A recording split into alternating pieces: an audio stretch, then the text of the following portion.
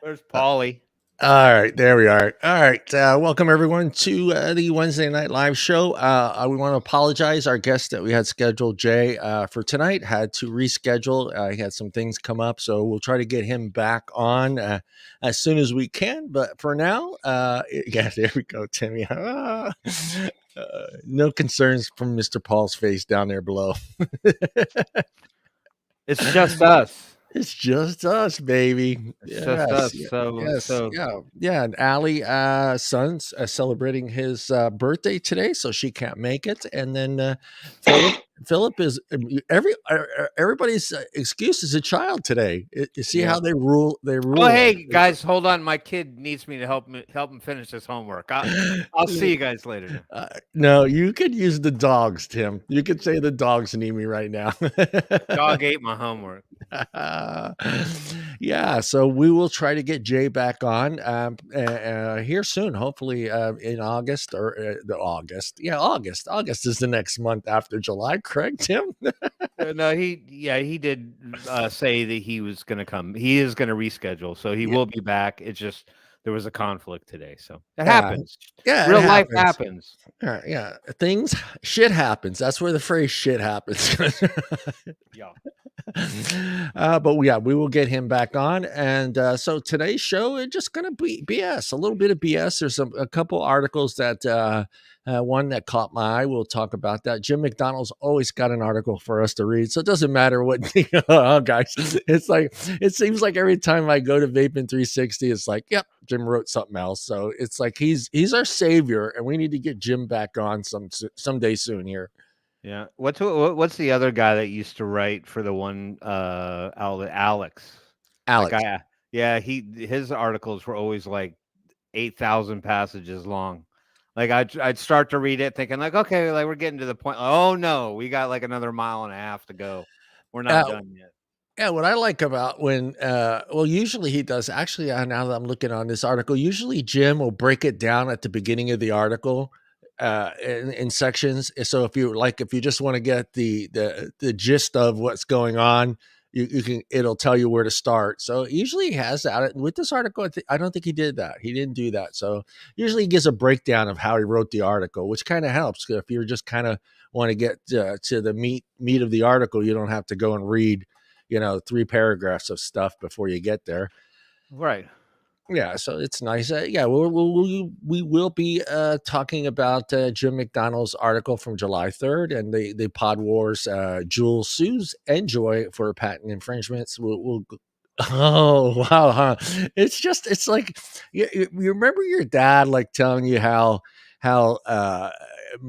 like money transferred from big company to big company. You ever had that conversation with your dad? Yeah, you know what I'm talking about, Paul? It's like, no, you're never going to win. It's just goes from one company to the other company. And you just like, okay, whatever, Dad, now you get older.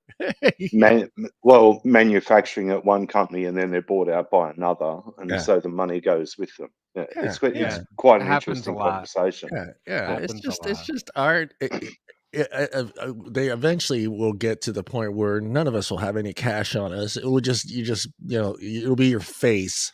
Actually, there is. We'll talk about. I don't want to talk about that, but there is actually a place that does that already. I think it's a Sprouts that does that already. Who's got the business phone? I got the landline, and I'm going to mute it. There you go. I'm muted. Hello. Jesus. Hello. This is your AC provider. No.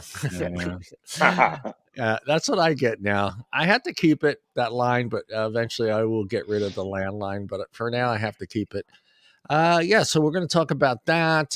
Maybe just bullshit about old stuff and new stuff and stuff like that. It's a free form show today. Yeah, we're just going to have fun today. We'll have fun today and we'll talk about some stuff. And there is a poll question in the chat there on the YouTube side, guys. And I thought it would be fun to ask this question because we were going to have Jay on, but the question is, if aliens come to Earth and are looking for the best e-liquid, which one are you giving them?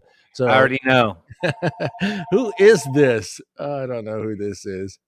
I don't know. Bring them on. Put them on the show. Let's talk to them. I can't do that. Come on. Yes, we can. Hello. Well, before we get into all the nonsense that this next 2 hours is going to be about, we're going to say hello to Tim and see if Tim's nemesis is still around and still Bob. Here we go. Now another phone's going off. That's me. Hold on 1 second. Oh yeah, Tim's having a wonderful week, and Paul, he was making fun of me for having a landline, and his landline was ringing too. Maybe it's the same scam artist. No, Tim. Okay, so it was somebody from the neighborhood, so I will text them when I'm done with my weekly update. Yeah, things are going good. I have not had to shoot any small children with squirt guns in the last few weeks, but I am getting bolder. Yeah. So thanks to technology and having a view to the world from the comfort of my own home. There was a couple kids down there. So look, I'm trying to do nice things for fucking people. Okay. So, I would go down to the pool at the end of the night and I would just periodically, gather up all these things that were left behind, like goggles and whatever, just stuff like squirt guns, keys, necklaces, you name it. So I'm like, look, here's what I'm going to do. I'm going to go over to Home Depot and I'm going to buy like one of those big buckets with a lid on it. And I'm going to call it Lost and Found. And I'm just going to put a sign on it that says, here's everybody's stuff. If you borrow something out of here, that's fine. But just make sure you put it back because, you figure people are going to come looking for their stuff. That plan has worked fairly well, except for some reason, I don't know if there's something in the water, and I don't mean the pool water. It could be in the drinking water. I'm not quite sure. But like everybody likes to just take the lid off the bucket and just dump everything out onto the ground and just leave it strewn everywhere. First of all, it's not even their stuff. Okay, 1. 2, there's a big sign that says, hey, if you want to borrow something, put it back. And then thirdly, I'm thinking, some people got some couth, they could just get what they need and put everything back in the bucket and put the lid back on it. No, that's not how it works in my neighborhood. My neighborhood, it's like everybody's 2 years old and they just rip the lid off of their toy box, and Tonka trucks are over there and G.I. Joe's over there. And play school is on the other side of the room now, when everything was all nice and neat. So yesterday I was here. Okay, I got to hear. Like this kid 2 days in a row. Now we've escalated. We're beyond the squirt guns at signs game.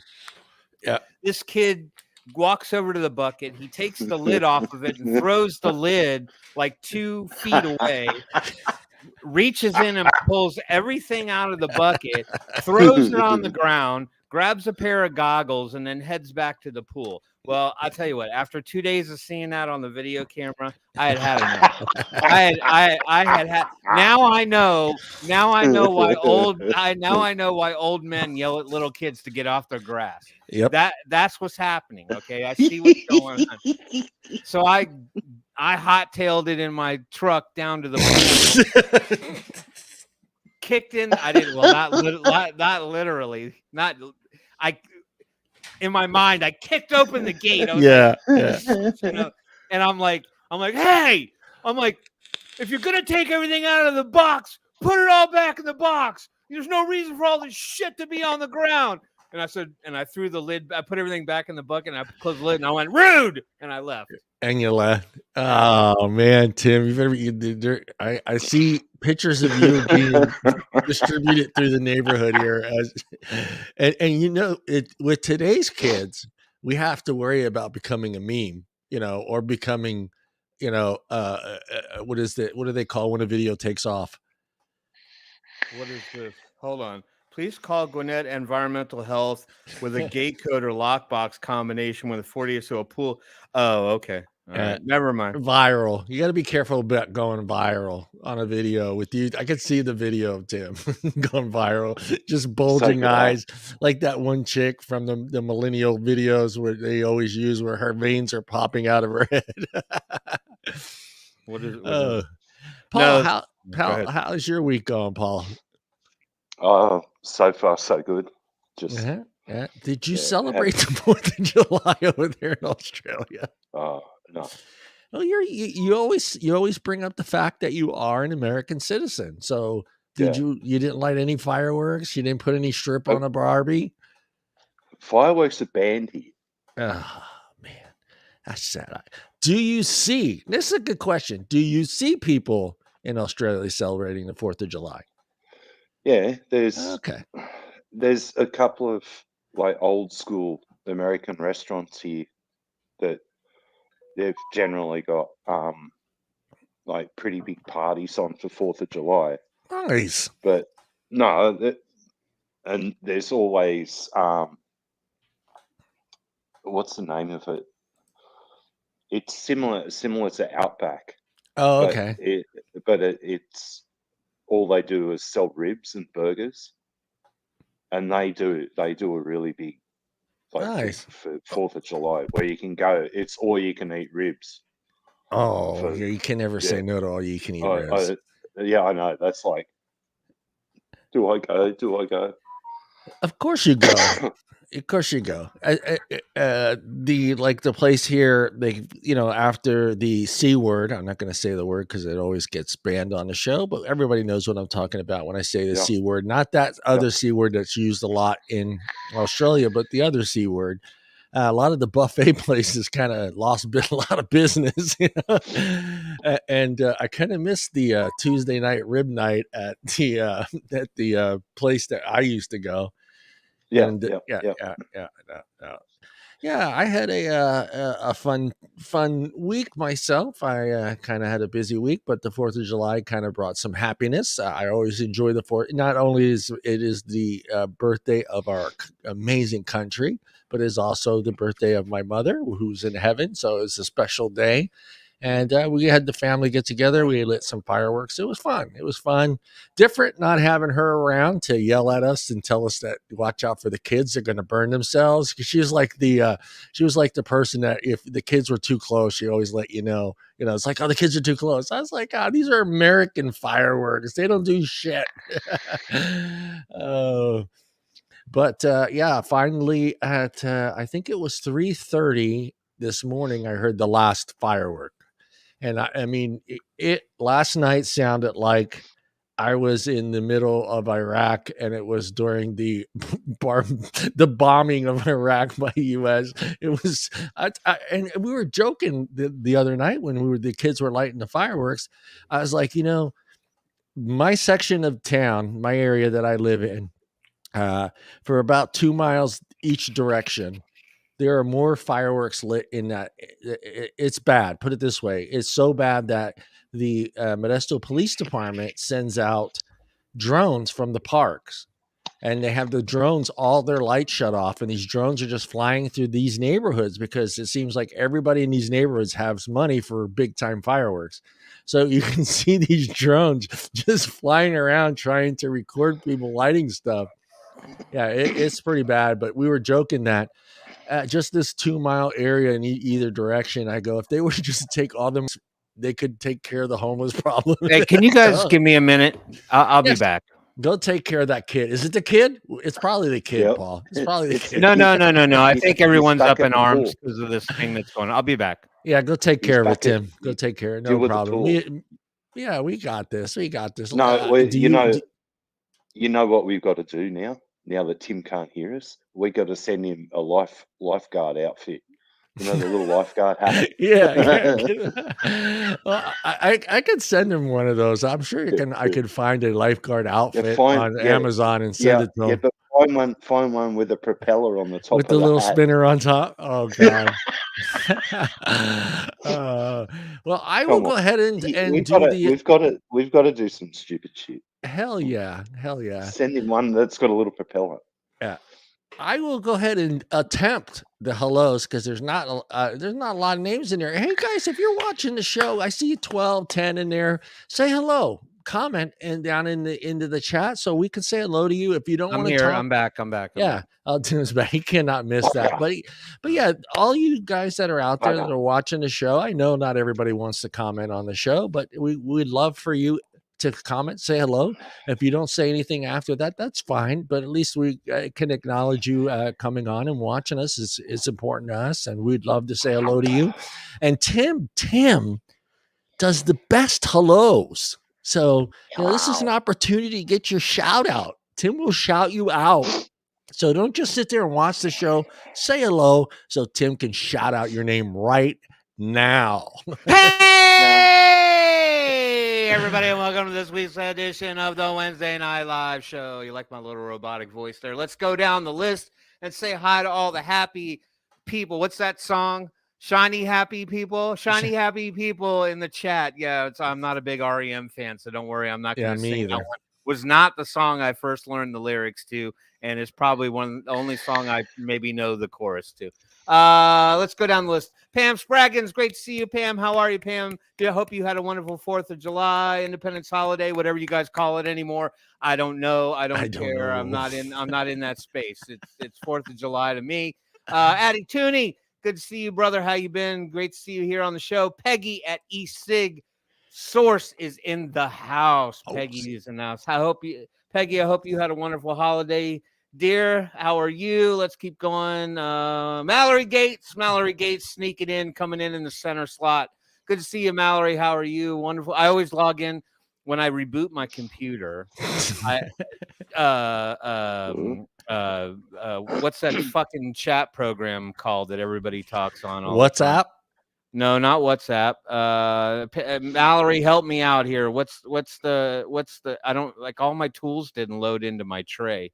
Not Twitch, everybody's got their own channel now. Like companies and businesses have their own. Yeah, I don't know what that is. What's that called?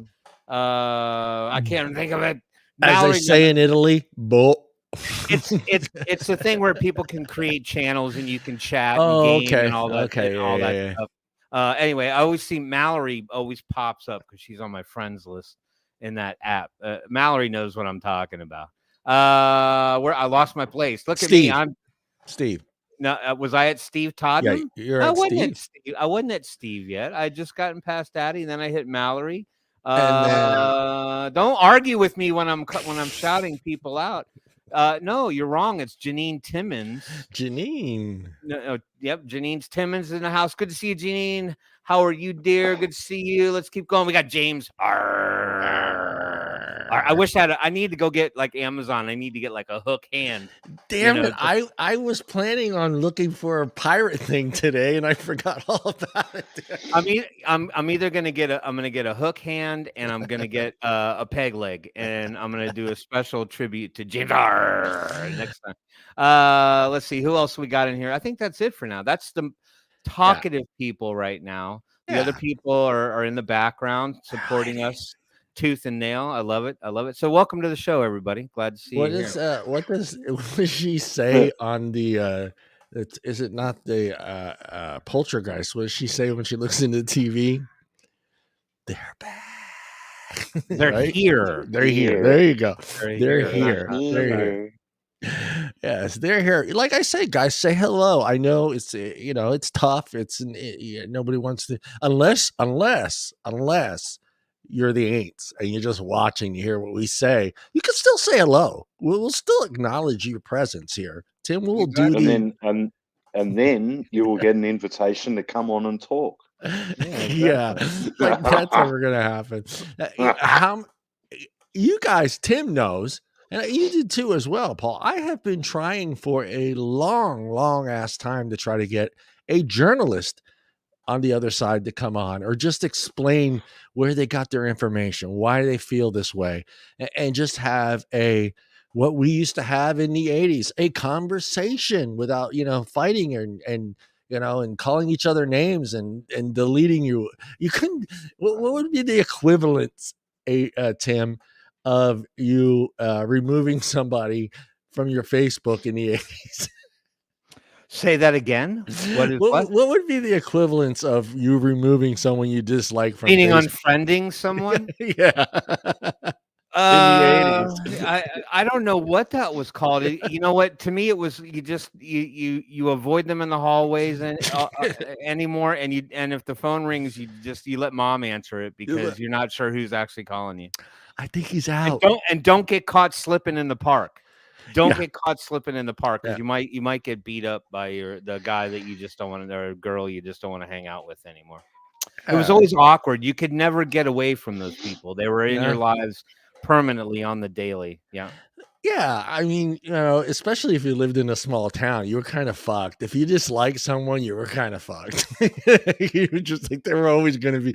It was like the same person that you grew up with in kindergarten that just follows you through your entire life, all the way through high school. But eventually, you go your separate ways. But when you live in a small town, it was virtually impossible to disown someone because they were going to run into them, whether it was at the Piggly Wiggly or the fucking but it was like, it's even weirder nowadays, right, with social media, because the funniest part is, like, you're friends with people on your, like, I don't care anymore. Like, if you want to unfriend me, just go the fuck right ahead. Damn it. All right. I mean, they're like in the beginning, there was always that kind of like, why? What did I do? I didn't argue with them. Like, I would try to figure out why these people would unfriend me, like, because I just couldn't wrap my head around what I had done to justify it. Now, and I'm not talking about like the complete stranger. I'm talking about like somebody But now it's even weirder, right? Because you could just not be somebody's friend back in like the 70s and the 80s, but you would see them in the hallway and you knew they were always around. You just avoid them. Now it's weird. Now you were like friends with this person on social media. Now they're not your friend anymore. And then you go somewhere in public and they're like hanging out with the people that you hang out with. It's like, what do I do with this right now? Like, how do I treat this one right now? It's a bit of a mind. Hey, Tim, guess who's in the chat? Who's in the chat? Hold on, I'm looking. It should be in the screen right now. You should see it. It's my Sicilian buddy. It's Don Scirocco Iocco. It's probably Iocco, isn't it, Don? Is it Iocco or is it Iocco? Oh, where is Don? You send me a friend's request, Don. I am friends with all Sicilians, so send me a friend's request. Oh man. Yeah, so we got a lot of things I want to kind of talk. I want to talk about the pod wars. We're gonna talk about Jewel and how and Joy and the whole suing of each other over patent right. Now, I wasn't aware that Jewel forgive me, but I was not aware that Jewel actually had any patents out there. So Paul's shaking his head. Yes, they did. Fuck yeah, they did. I get it. It's a smart move to have a patent on a product that was so successful. But it's shady. The whole thing is, as I'm reading this article and just seeing how shady I can't say the damn word. Say it, Tim. Alteria. What is the name of the company? Huh? What is the name of the other company that bought them? That bought Jewel? Altria. There it is. Thank you. Altria. Enjoy. Yeah. And the shady moves that they did. So we're going to talk about that. But I wanted to also bring up, I felt like this is an opportunity. We're having fun with this show today. So, I was going through a list of things that we could talk about. But I wanted to talk about some of the earlier days of e-liquids and the process of trying to find that one flavor that was going to help you get over that curve. So, Tim, what was that one flavor that just said, bam, I'm good to go? This is such a long, twisted story. It's a long time ago. and it's me, so I'm going to try to keep it short. Yeah, right. Well, no, because you have to understand my journey, right? So let's put it all in context, because when I first started, there really wasn't a whole lot available in the way of flavors, right? Because Blue had its little carts that you could screw on that had like menthol, and I think maybe like cherry was one, and I think they might have had tobacco flavors and maybe one other. I don't think there was a whole lot to choose from. So those didn't really do it for me. I was still struggling at that point. But I think what really kind of sealed the deal was I got this one brand, and I want to say it was like something Orchard Vapors. They were like, remember when we used to have that slew of e-liquid makers that were like small bottle kind of stuff, homemade labels and everything. and they had this one called Cranberry Orchard, and that was the one that sealed it for me. It was a fruit that locked it in. And mind you, I was a big dessert style vapor for a long period of time as well, but those got one dimensional for me. So it's Cherry Orchard, I believe, was the name of the flavor. Cherry Orchard. Yeah, I got a picture of it somewhere home. Are they still? I wonder. Are they still around? Did you look? Did you ever? I don't think. I don't think. I don't think so. That's the sad part, right? Well, remember that company, Darkest Day Vapors? Remember them? And they used to have like all the monster like vape styles and everything. They had like Candyman around Halloween, and he always had all these unique flavors that were his. But he wasn't like some mainstream line. It wasn't like, you know, some of those big names that kind of crept in. He was small time. So these people, I think, were small time as well. Yeah. How about you, Paul? I mean, I know you're kind of a mixologist, but I'm sure in the beginning you were dealing with whatever was out there. Probably, look, I was very simple in the early days, like working just with fruits and things like that. But it was a white chocolate cinnamon that changed everything for me, because it had the sweetness, but it still had that cinnamon note there. It had that little bite. And on the older devices, there was a lot of like throat hit in comparison to what we get these days. The black. But that's what it was. Nasty Juicy. I know that one. Don, if you're missing out. Yeah, if you like premium blended flavors, that Five Ponds is the shit right there. They're like, that's like Morton's Steakhouse compared to some other stuff. Yeah. It's funny. Tim just brought. Well, mine was Pat's Clouds. It was a peanut butter. What was it? Peanut butter, banana, and custard. It was fucking delicious. And it came in my sample box. I tasted it, and I just went ballistic. I just continued ordering it. It was an East Coast company. I think they were out of New York. So I was still ordering my sample box and hoping that at that time we weren't able to pick our bottles. So I was just kind of hoping it would come back in, but I was constantly ordering from them and trying to find. It was funny. It got to the point where I was trying to find local shops to try to pick up their brand. And finally, it was funny because finally I went to a place called Switch to Vapor that was here in Modesto. And I said, here, I gave it to the mixologist in there. He tasted it and he got it kind of spot on. But the fact was, you know, at those days, let's remember everything kind of had to be steeped a little bit. So getting a fresh bottle of that, you know, peanut butter, custard, and banana, and try again. Also, Paul knows, trying to find that right banana that they were using. Were they using the right banana? Were they using a candy banana? Were they using a green banana? So, but he got it pretty spot on, and I started purchasing from them, and they actually named the flavor after me. So I would go in there, I didn't even have to say, you know, that, hey, they would see me and they go, oh yeah, the peanut butter and custard and banana, and I think it was vanilla. I think it was in there as well. It was just a booming vape. But Tim, this was a question that I had for Jay, but you brought up the word premium, and I think, you know, that name, that saying, I think is eventually going to go away with PMTAs and the way the FDA is setting up things. This was kind of a question for Jay, and I kind of want to know how you guys feel. I mean, with the PMTAs and the cost to bring a new product, which is not going to be available, even if these flavors get through, it's going to be a while before a lot of these manufacturers are going to be able to bring us a new flavor or bring us a different recipe. Do you guys feel like that name, that I wouldn't call it a name. What would you call saying premium before something? It would be what, Tim? Well, I think that those lines got a little blurred. I believe that premium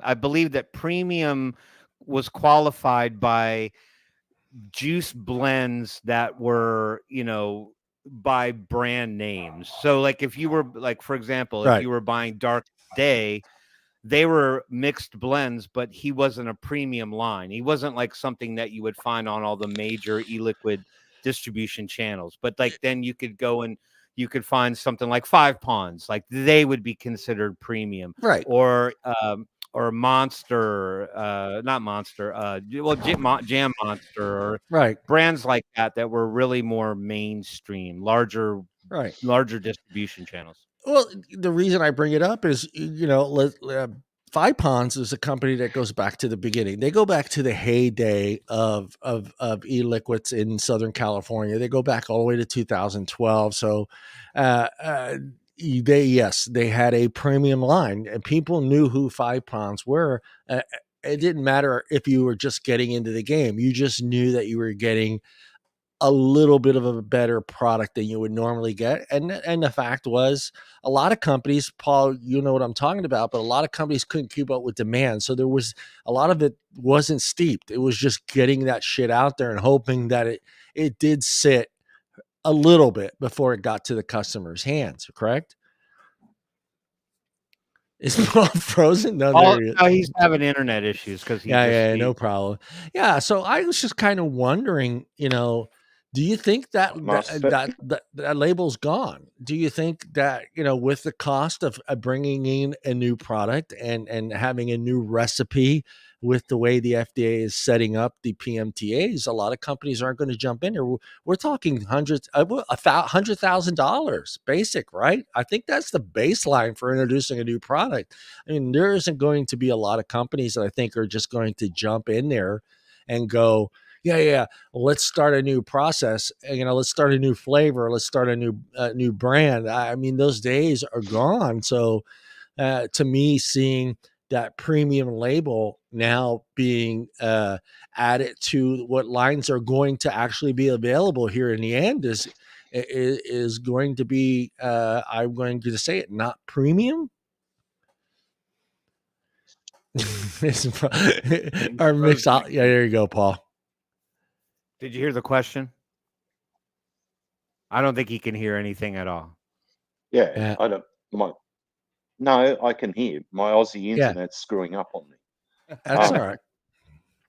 Probably, okay, Five Ponds has been there ever since the early days. The other company that's still there, that was also another big player from back in the day, would have to be Naked 100. Naked. And their line of like they were high-end fruits, and they nailed every single profile. And they did have a mango back in the day that was to die for. That was amazing. It was a mango cream, and that was really, really good. But look, trying to create a flavor line these days for the United States is a headache. If you really want to look now, like premium wins, you've got to look outside the US, into the UK and into France and into Germany.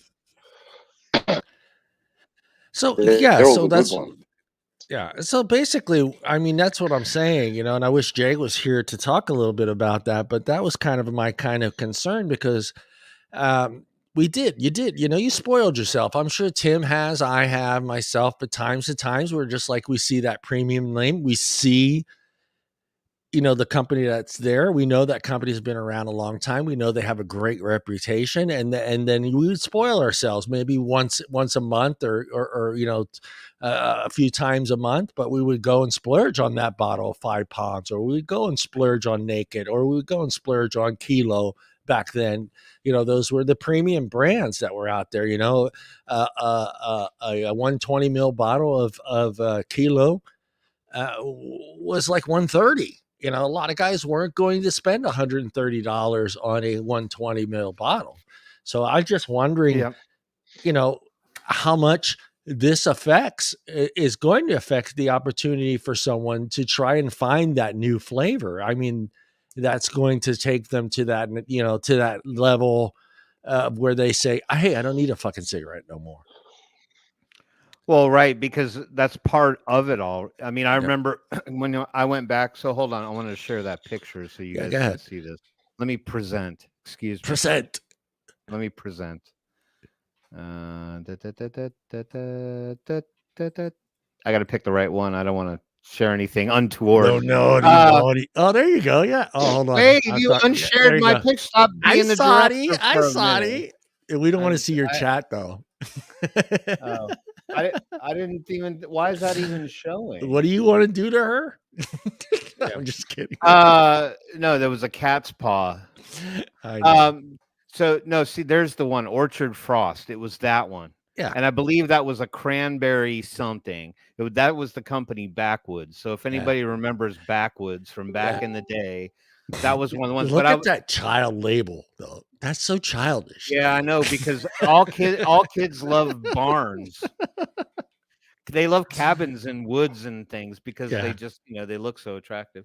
But I mean, back then, the avenues were a little different, right? Yeah. I mean, tasting bars were kind of around, but I just wasn't comfortable doing that. I was the only one who was really vaping, so to kind of wander in there on my own felt a little uncomfortable. I would have preferred to have someone with me. So I spent countless hours watching e-liquid reviews on YouTube.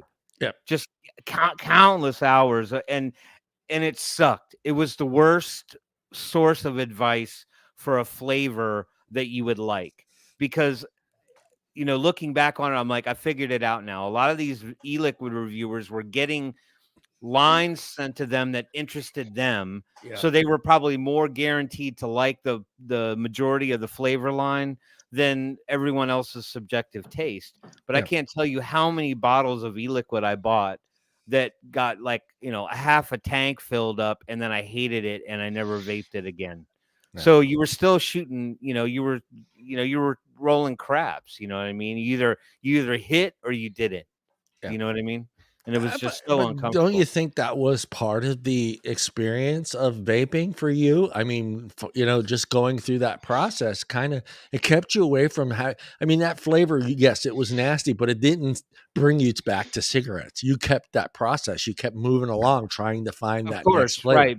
Because because I went into this with this sense, like I would see videos of people vaping, or there'd be people around me vaping or whatever, and you would just like, they had this sort of elation in their mannerisms, like, oh my god, this is so good. You just don't. It would be like eating like the best dessert you've ever eaten in your life, and they're just so content and happy with that flavor. And I was like, I'm not getting that yet. Like I haven't met the one hitter that's just like, whoop, I'm sold right now.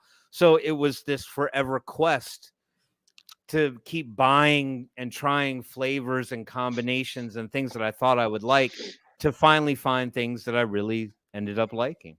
How about you over there, Paul, in Australia? I mean, was there that flavor not craze that in the beginning? It was just all access, every flavor, everything was just going on there in Australia? It was very strange, because the majority of the vape shops here were importing liquid from different parts of the world. But then you had, well, take me for instance. I couldn't find anything that I wanted to vape, so I just went and created or reverse engineered like a recipe from, if I wanted a cake, if I wanted a custard, if I wanted if I wanted to break down a fruit salad to each individual fruit, and then I'd start creating it. But I started becoming known.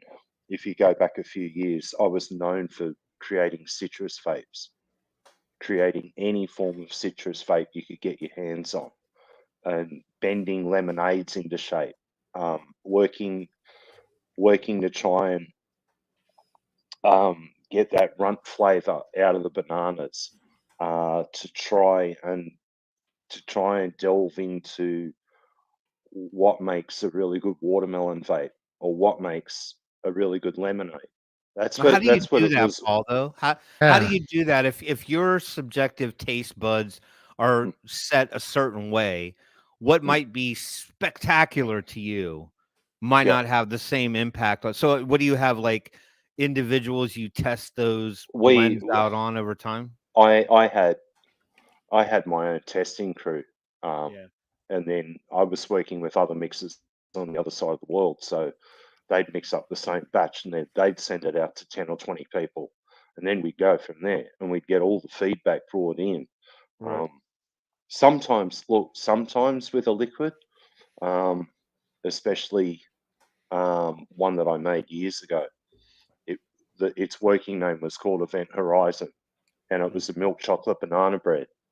And to get that right, we ended up sending out probably, I think it was 50 or 60 bottles, and I showed the recipe to a number of different people that were working in and around the circles.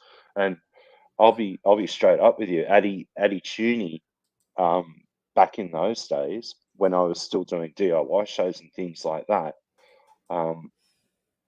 he helped me a hell of a lot with some of the things that I was working on back then. But as for citrus, Element, they had some great ones, but still to this day, it was in the very early days, believe it or not, and now it was classified as absolute rubbish liquid. But Space Jam actually had citrus as well that they worked with, and then there was the big push for creating tart liquids like the sours. That was a big thing for everyone to work on. Then there was the milkshake craze. Oh Everyone God, tried to. I forgot about that. That was terrible. That was terrible. But probably the scariest one, because most of the donuts that I tried, they all tasted like Play-Doh. Yeah. There wasn't a good donut. You can confirm this, but the milkshake part and the donut part, I think a lot of it had to do with the fact that people didn't realize these were two flavors that you needed to vape at lower wattage. And that was the problem. I think people didn't realize that. You think about it, you know, it's just that's something, those are flavors that you had that were cool flavors. They weren't a hot flavor. So a lot of people shit on milkshakes and donuts, but then I realized, I was like, well, wait a minute, let me lower this down to 40 and 50 watts instead of trying to vape this at that, you know, God forbid, 110, 90, even 75 was too high for a milkshake. No, we were using K funds a lot of the time. Yes, exactly. And around 30 watts, 25, 30 watts. And that's what we were tasting with. Well, let me ask both of you. And also an RDA that we all, we found it and it was dirt cheap. Okay. And it was called the Wasp Nano. The Wasp Nano. Man. The $20 RDA. It was actually less than that, Paul. That thing was a flavor banger. And as a single coil, as a developer, you could have 10 of them on your desk. Yeah. And we had them running on squonkers. We were dripping them. That was still to this day one of the best. That was kind of the problem that we were having. And I mean, you could probably contest to this. I mean, we had the Europeans that were mount to lung, lower wattage, and then you had the people here in the US, and I'm not going to say pretty much part of Canada as well, but they were all high wattage sub-ohm vapors in the beginning there, as soon as the sub time. So everyone couldn't understand why the Europeans were using the mouth to lung devices, the tighter draws and more of the flavor, to where I think we were more of, I want more vapor. And I never got that part of it. It's just like, I just need to see the same amount that was coming out of my mouth when I hit a cigarette, right? That's all I needed to see. And I was happy. Jim blowing luscious clouds up there on the top. I never understood that. I'm asking the chat right now, is that still a thing? Are there do you hang with people where they're like, oh, I need bigger clouds, or like somebody's like, oh, I'm a flavor chaser? Does that thing still exist? I don't really know what exists anymore. I just know what I like. So. I think with the introduction, Paul probably backed me up on this one, but I think with the introduction of the mesh coil and perfecting it a little bit better with the sub-ohm tanks, I think you're getting a little bit of both worlds, but you're getting it with lower wattage. You're still getting the massive clouds because it's such a quick draw. It's a quick draw, really, if you think about it. It's instant heat on that cotton. So you are you're taking in a lot. Yeah, but there was tanks that I can't. It'll come to me the name of the actual manufacturer, and they were amazing. Matt Cully used to do a lot with them in the early days, and always had new variants coming out from those guys. But the advent of mesh coil, and also the advent of stainless steel vertical coils, right? That they were the two things that changed everything. Okay, and when people adopted stainless steel in the building like community, that's when things changed again, time and time again. And yeah, the Atlantis, yeah, that's it. Yeah, the Atlantis from Aspire, that changed everything. Yeah, the crown, that's it. Yeah, the crown, the original crown, those first crown. Yeah, those first set of coils, and I don't know what the fuck happened with that company, if they switched who was making their coils, but it was kind of a thing that was going on. It was just like it seemed like every company would give you those two first coils that were just the fucking bomb. They lasted forever. They worked great. They were amazing. But as soon as you replaced that order, it was just like, hey, I got 100 hits. It tastes like shit. What the hell happened? Or it burned out right automatically. And it started to get me to think that, like, what the hell is going on here? You know? But I didn't realize it was Paul, like fishing. It was bait and switch. You were they fishing, gave you the good stuff, and then. But that made me kind of think. That made me kind of think, like, okay, are they not the same company manufacturing their own coils? And then I realized they're not. They're making the tank. No. Yeah, they're not they're not making sure that the supply of coils are being filled. It's somebody else. And it just seems like, to me, it was just like, let's go ahead and put the premium coils in these, because that crown, that was spot on flavor, spot on vapor. It was just an amazing flavor that I got from those pack of coils, the original two that came in the package. But then it was hit and miss.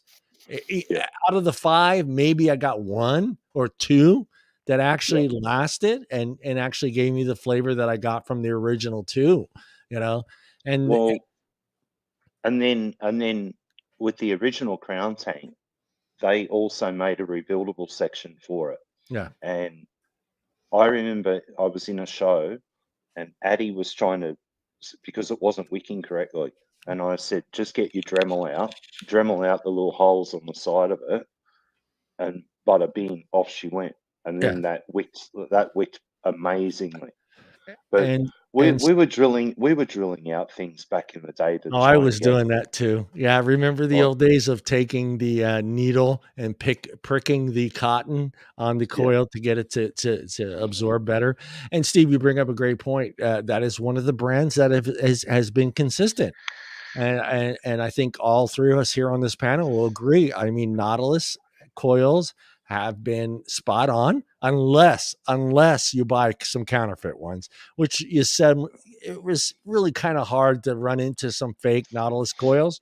But that was Aspire has always been that brand, that number one. But the coils have always been good. Yeah, but now. But Aspire, hold on.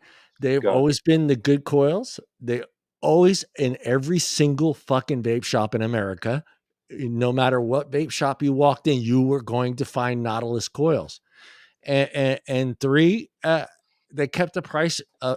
They kind of kept the price It depended on the vape shop. Yes, I'm not going to sit here and lie. Yes, I had paid $10 for one fucking Nautilus coil.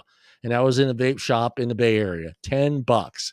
And I was just like, you motherfuckers, the whole package costs $10. You're selling me one for 10. Go ahead, Tim. Well, that's how they did it though. Yeah. That's how that's how the vape shops were rolling a little hand over fist, because a lot of people preferred going to the vape shop and buying stuff there. So they kind of had you kind of under lock and key. But I was always an online shopper. So everything that I don't think I ever walked into a vape shop and bought a pack of coils, let alone one coil.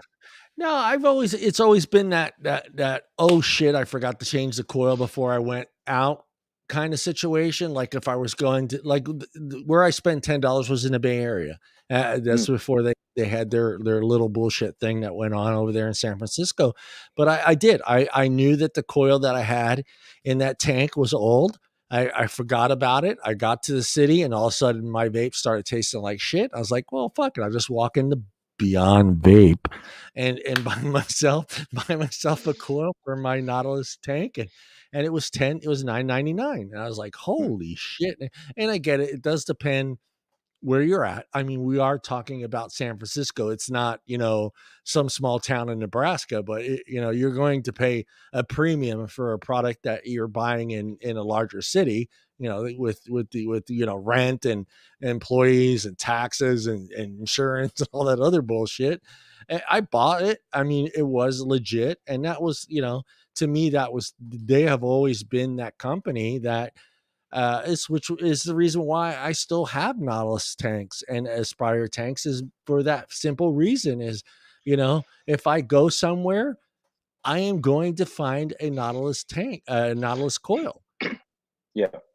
Well, Aspire came to the party. I don't know how long ago they actually started creating these, but they now have I think it's a 0.3 and a 0.7 mesh coil for the Nautilus, and that 0.3 or whatever it is, no, it's a 0.4 mesh coil. That thing is phenomenal.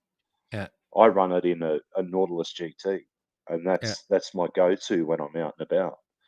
Yeah. But other than that, at home or sitting around, I've got I've got a tripod with me at the moment, like tripod 2.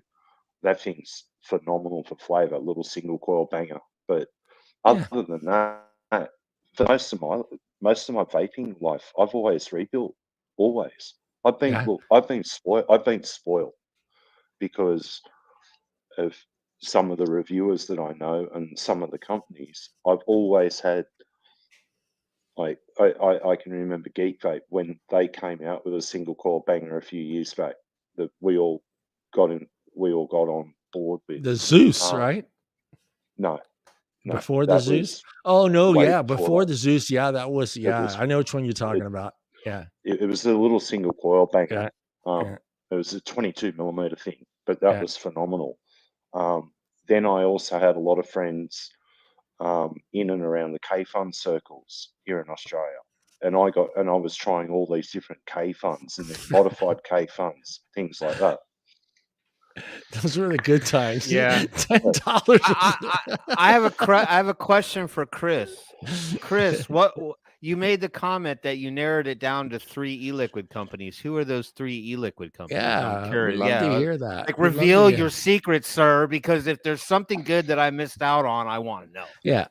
I mean, I don't know. A lot of the people in chat there, I have been photographing e-liquids for a long time on Instagram. And I have gotten a lot of e-juice sent to me, and I have had a lot of e-juice that I have sent back. Yeah, I have sent back, or I have had the company say give it to a friend. So I have tasted a lot of e-liquid, and back in the early days, and there was some, it was just horrible. And I would say hello to Mike. Mike's in the chat, and Michael Redford in the house. Give him the hello. Give him a hello. Matter of fact, let's say hello to some of the new faces, Tim. We've got so we got Chris Big Knowledge Garland he's got lots of knowledge. So you know what? That's what I say. Knowledge is power. The more you know, the more valuable you That's are. right. Anybody got any questions for the rest of the show? Ask Chris. Chris got all the answers, right? Michael Redfern. We got Michael Redfern in the house. Good to see you. I know I saw some other names up in here. Hold on. And I wanted to apologize. I read too fast and they may be gone already. But Fatih said they were a Halo fan. And so I asked Fatih if, in fact, Halo still ships e-liquid. Does Halo still ship e-liquid? God, or were they what do you call it? MDO'd, marketing denial order or whatever. Were they taken off the radar? I it's funny that it was even mentioned Halo because I went from, I think it was like my V2 system. So it was Blue first. Then from Blue, I went to V2. And then from V2, I went to Halo because Halo had the bigger Ego Twist style. They had the big, they had the fatties, man. They were a lot more ma going on. So I picked up the Halos and and you know what? I bet you any amount of money it's up there in my attic. But I bought the Halo sampler. It came in a little metal tin, a little circular metal tin that had, and then they had like the little holes cut out. And I think there was like 8 or 10 different flavors in there, all different, like ice and menthol. And that was their thing. They were like either tobacco flavors or menthols and ices and spearmints and all that stuff. I bet you any amount of money that fucking tin with all that e-liquid in it is still upstairs. In my attic. Yeah, I don't know about turkey. Yeah, so if you already know, that's probably true. So I would have to go back on the Example Box page and see where, and when are they shipping to certain places. I know a lot of them has changed, but that's constantly changing daily. So it sucks. I mean, I am in one of those states here in the United States that no longer can buy a flavor in a shop. So I know how you feel, but at least I am still able to have stuff shipped into California. And I'm not sure if Turkey is one of those countries that said no. So, yeah. So, the thing with with the sub-ohm tanks and the coils and running into that buying that package of coils that maybe you got 2 or 3 if you were lucky that were good, but I felt that came at a perfect time for me in my journey because it kind of introduced me into a whole different atomizer that I would have never really kind of considered, and that was the RTA. And I think a lot of us here on this panel kind of jumped in and then we were chasing. It was hilarious. We were trying to find that perfect RTA and trying to find that, unfortunately, that amazing flavor we got from the original package coils that came with the sub-ohm tank. Not really what we bought. Well, right, because we all know how that story went. I mean, that's sort of how like Smoke got their reputation. You know what I mean? I remember buying like the Big Baby Beast or whatever because that was all the rage. That was the tank that was going to destroy the competition. This tiny little tank. And you're right. Like the first 2 coils that they put in the packaging, you were like, okay, yeah, these held up. These stood the test of time. Then you would order that re-up pack of 5. And then you were lucky to get maybe 3, maybe 5 days out of it. You were struggling to get to 5 most times. But then, you know what? I have to be a little realistic. I mean, back then when I was vaping that, I didn't have, 35, 40 devices on a shelf behind me where I could break it up enough to stretch a stock pre-made coil out for 2 weeks or more or stuff like that. I was my daily driver, so I was burning the living hell out of that coil all day long. Yeah, I just remembered the tank maker. It was called Heracles. Heracles. Yeah. I remember that one. Yep. Yeah, I mean, it got to that point where we kind of started to get frustrated with the sub-ohm tanks. We had the heyday, and let's be honest, that would be, of course, again, Aspire. It would also be Joy. What was not Joytech? Was it Joytech? No. Joytech. Yeah, it was Joytech, all right. Right. And who was the other ones? Kanger. Dude, goddamn, how could I forget Kanger? I mean, those were your three. That was your three in the beginning. Elena Tardine, what do you know about a Kanger tank? Elena Tardine, if you're listening to the show right now, what do you know about a Kanger tank? Drop some knowledge on us there, and those were our three. I mean, in the beginning, and that was a big transition for us because a lot of us at that present time went from the mouth to lung into this whole new realm, and we got spoiled. Let's be honest, we were spoiled with those three because they were efficient, they were cheap, they were accessible everywhere. And at that point in time, every vape shop had a Kangertech coil. Every shop had a Aspire coil. Joytech as well. I think Joytech was kind of hit and miss, but as far as the two big ones, that was Aspire and Kanger. Kanger, those two companies, they were everywhere. The coils were great. Yes, there was a couple, I'm sure Paul's been down that road and Tim as well, but there was a couple tricks that we had to do with the Kanger ones to get them to work a little bit better. But we didn't have the leaking issues. We didn't have the misfire issues. We didn't have the 1 out of 4 or 1 out of 5 not being a very good coil. It seemed like Kanger and Aspire made sure, hey, this is a new product. This is something different for vaping. Let's make sure we put something out there that's great. Now, smoke, whatever you want to call it, they did. They ran into that little issue. I mean, there was a fucking coil issue. There was a friggin' gasket issue. You got to do that. I don't need to be a fucking mechanic. We already have enough shit that we're going through, trying to get by on not smoking, to start having to fiddle with our shit. I bought it. I want it to work. And I think Smock ran into that. And it still to this day amazes me that they got away with it this whole time. And they're still up there at the top, even though they ran into all those issues in the beginning.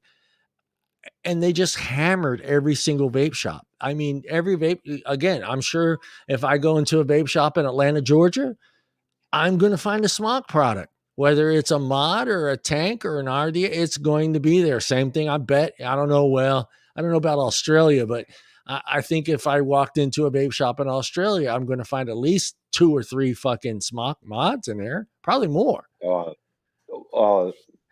Look, for the most part, yes, but they don't have a cult following like they used to here in Australia. Okay. People here in Australia have become a lot more refined when it comes to like mods and what they want. They want things that are going to last now. They don't want to be buying a mod every 5 minutes, and that was half the issue. You'll see now a lot of knockoff Tank Mini. I'm sorry, Paul. Yeah, just seeing that name brings back some memories. I remember them. I'm like, yeah, I remember them. Yeah. But now here we've always had a DIY attitude here in Australia. So when it comes to liquids, there was a DIY attitude. We always had to add nicotine to our liquids. The same as the building community here. It's a huge building community. So people were more or less building. Take care, Janae. It was very, very different here. But the people now here in Australia, they're looking for ultra high end shit. Yeah. They want single coil RTAs that are not going to die, that don't leak at all. They want quality machining. They want quality mods. And now that like Boros have come out of like the back blocks, where it was an elitist type thing, or that's how it was viewed. When you had the mainstream companies building Boro devices, yes, you've got the Stubby, you've got all these others now that are out there on the market, and it's not just billet box anymore. Yep. That has also changed the whole playing field over the past couple of years. Like majorly. I love. But do you think that's because of what's going on with the industry, though, that people are starting to realize that these pre-made coils aren't going to be available, and I need to get back to making my own coils and learning how to build a coil and learning how to. Well, that's becoming a very big issue here in Australia, because if there's a blanket ban put We're in lucky place, then. We're lucky because all three of us on this panel know how to roll a fucking coil. Yeah, I know. If there's a blanket ban put in here in Australia, which it looks like it's going to be for all hardware, unless it's plain packaged or you buy your hardware at a chemist, yeah, good luck with that one. Yeah. We're seeing everyone here learning how to build or how to wick something properly or how to fix something. We've even got people here now learning how to use a soldering iron. Yeah. In case something breaks down, they can repair it themselves. And we have mod makers now coming out with devices where it's 4 little screws, you pull the plate off, and you can switch out the board. There's no soldering at all. It's just a straight swap in, swap out for the boards. Well, do you think that that's the direction of innovation at this point, is to try to make the device simpler for everybody? Yep. Yeah, very much so. But you've got, I can't say who it is, but you have a designer out there now, say for argument's sake, you love the device, all right, but you don't like the board that's in it. What if they gave you the option of a proprietary board? You could then swap it out to a DNA board, or you could swap it out for an SX Mini board. Would you be interested in? That'd be nice. I would be nice. A DIY mod kit. Wow, Paul. Well, that's what I was going to say. I mean, I think John and I have tried to kind of like carry the torch a little bit. We don't want to lecture anybody, because when you think about vaping in general, you really have to first look at the primary element, and that is find something that works for you to get you off smoking, and then stick with that. If that's what helped you to get off of it. That does not mean, though, that once you find that thing that helped you kick the habit, that you can't start weaning yourself down. Don't be complacent. Or well, right, because we could have the argument about, the detriment of not pod systems, but disposables in our environment and all that other stuff. If a 50 milligram disposable helped you kick the habit, that's great, right? But John and I have kind of carried the torch to some degree to try to promote, or at least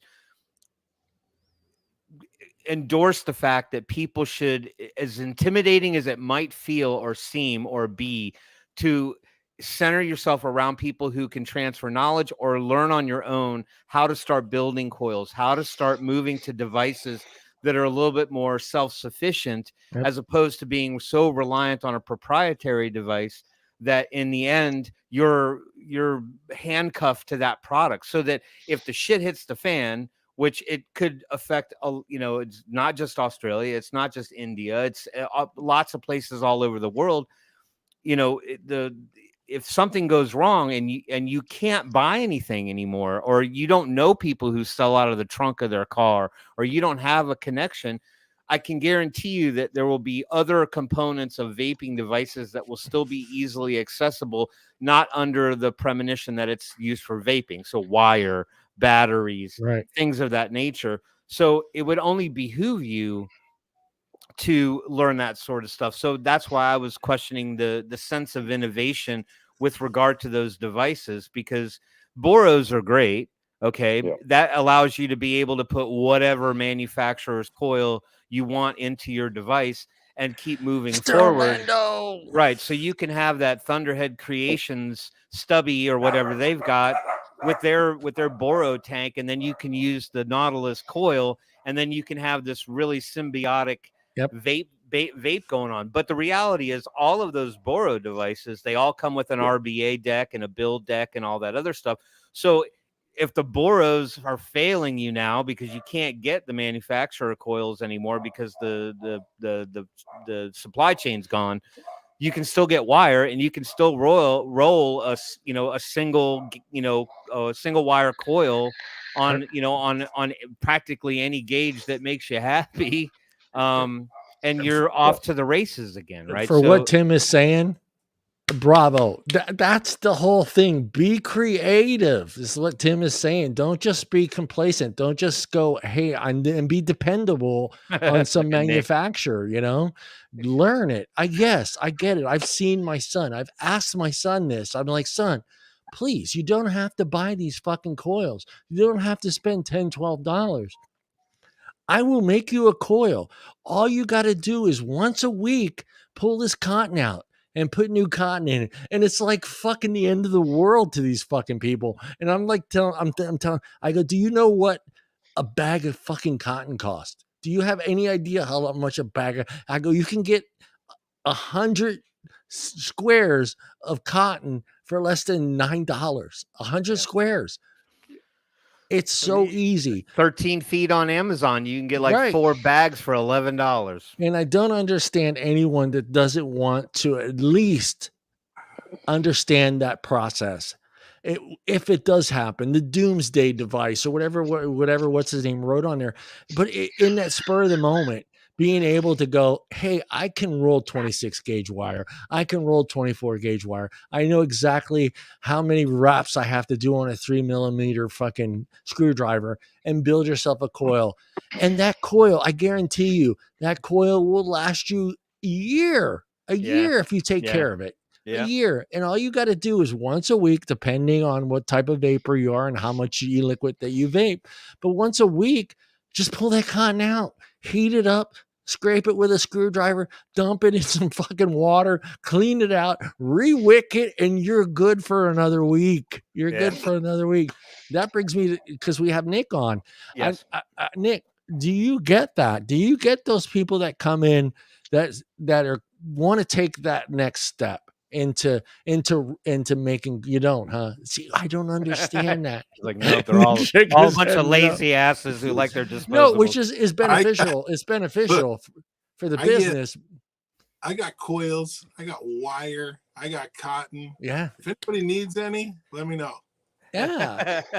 The only problem that we have ran into, and I'm sure Nick will agree with me, is the fact that the vape shop can no longer help them in that process. I mean, they can that's how I made the transition, was that vape shop prior to the change. I was able to walk in there. And I'm sure if Nick was around back then before the change took place, they would have been the same. But we had the kid behind the counter. I say kid, but he's 21 too. That's a kid to me. But he was wrapping coils. He was showing you how to place them. Even back then, which is funny to me because I thought it was a joke, but even then they were like, well, it needs to be at least a millimeter off the, and they knew exactly how far off it needed to be from the airway, from the holes, from the air intake. They knew all that stuff. Airflow. They knew all that stuff back then, because they experienced it. There were builders that actually built coils and placed them a millimeter up or 2 millimeters up. We have a build station in our store. Yeah. I mean, we started out drilling out holes in like the Pro Tank and stuff like that. Like back in the day, we were wicking it prior to that from, ladies' feminine products. Yeah. That was where we got our cotton. But super absorbent. Yeah. It was great. Well, but we did the I'm sure I don't know if I have been one of those guys that's ran into that time where I didn't have cotton that wasn't bleached and how to unbleach the cotton. Oh God. Dude, I remember when watching it, because people were always like, don't use the regular cotton balls because they put bleach in them. And then somebody turned everybody onto these organic cotton balls that like you could only get at Whole Foods or something like that. Yeah. So like we're all running through Whole Foods, like looking for this one specific organic cotton ball that they sold. It was like $13 a bag or something like that. Some stupid amount of money for. Well, yeah, exactly. I want to throw back. I know, Nick, that you are a manufacturer of e-liquid, correct? You guys make your own line, right? We do not make it. You do not make it. Well, I wanted to bring back a thing that Tim brought up earlier, but the name Premium. Do you feel that that name is kind of lost its flair now with PMTAs and eventually what we're going to end up with at the end of this? Is it still going to be able to use that word premium? What defines premium to everybody on this show? Yeah, that's true. Premium to me is going to be, and I'll start this off. Premium to me is a line that takes some time to steep it, uses high-end ingredients, and I hate saying it, price. Because let's be honest, premium is price. You're paying for that. Am I close? In my steeping, I mean, that there is a different process to e-liquid. It's all e-liquid, right? Right. My opinion is that you're going to pay more for the higher products that cost to produce that product. Right. When they started rolling out with this premium stuff, everybody was smacking the word premium on it. It wasn't premium. Let's be real. You were paying more for it, and it was the same shit they made in their mom's kitchen 2 weeks prior. So I don't believe in a premium name. I get to know the owners, and now as a shop owner, right? Yeah. I get to know the owners and build a relationship and know how their product is, and I pay more for it because I respect that, right? Right. And you have to. There is a level of what I would consider premium. I don't need it on the bottle because that word means nothing, but I'm going to pay a higher price for e-liquid. Right. But the production of it should all be e-liquid, and you just pay the price that the price is based on what it's called. You know, what it calls for to make the product. Right. Yes, premium is gone. Premium is a thing of the past. Yeah. Premium to me never stuck, right? I don't know where it all started. Somebody threw out the word premium and then everybody followed. I'm premium. Mine's premium. Mine's premium. All it means is what? What does it define that? I think premium. I think premium was thrown around loosely as almost like a chameleon term. Yep. So when everybody had sort of like the one-dimensional single flavor e-liquids, like, you know, cherry in the beginning, just a mango or whatever, and then you started seeing these blends pop up on the landscape, you know, so it'd be like a cherry tangerine blood orange or something, you know, whatever. You know. I'm just saying, it felt like it was when the e-liquid took that turn, that was then first labeled as premium. It was like anything that was a blend was a premium. Anything that was one-dimensional was just what it was. Then, to me, premium changed from that because everybody started doing blended flavors, right? So now you got to separate yourself again. And then I felt like, and as I said it earlier on the show, at that point, premium then became the name brand shelfie brands that you would see consistently nationwide, like Naked 100 or Jam Monster, or the ones that got like the commercial and the ad space and the premium, you know, product placement on the shelf at the vape shop and stuff. That was premium. So it was just something that moved with the candor of the industry at the time. So Tim, I agree with you. I think a lot of the premium came in when the profiles got more complex. Yep. I think that is what I would consider a premium when people took the time. People like Five Ponds. People like Lazarus Vintage. Yep. Those kind of things. And that's... He froze in the perfect frame. Florida and Australia just don't got it. Those are the ones I went to, right? Yeah. It's that kind of a thing where I would consider that premium. But they were crafted by, you know, people in the culinary field. So when they crafted those flavors, it was like, wow, these are amazing compared to the cherry blueberry together and raspberry ice. And but when you start, let me ask you though, you guys all been around a long time, but you could taste the difference. Now, I don't know if it was just subliminal because you saw the word premium, it was in your head, but for me, I tasted the difference in the beginning, in the year, let's go 2015, 2016. I kind of tasted the difference. It was a smoother vape. It was a cleaner vape. I wasn't coughing. I was able to literally taste every flavor, whether that had 6 different flavors to it. It seemed like I could taste the banana. I can taste the graham cracker. I can taste the whipped cream that was in there. It felt like I was learning to be a better vapor. I hate saying that. But You know what I mean? Okay, And for me, I that distinguish that comes. word premium to those brands. And Okay, like I said, hold on. It was, to me, it seemed like these were products that were kept in storage before they were sent out to shops. They weren't steeped at my house in my drawer, because that was a thing. Let's be honest. You know, we all had that drawer in our desk that we just put stuff in that we promised not to touch for like 2 weeks, 3 weeks. And then we had the little rituals. What were they? Unscrew the cap, let it breathe in the air for an hour. All this nonsense. Microwave it in a bowl of water.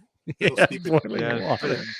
Put it in warm rice or whatever the Yeah, fuck. I mean, people to came me, up that was the difference. I mean, and if anyone out there can kind of get where I'm saying, is I tasted the difference. Like, I'm not going to name any companies because I don't want to do that. I don't want to give them. But in the beginning, there were certain companies that just felt like a smoother vape. Am I wrong? No. Well, you're not wrong, but go back to 2015, start of 2016. You had a lot of companies still using the run of the D mill word, the D word. flavorings. Okay.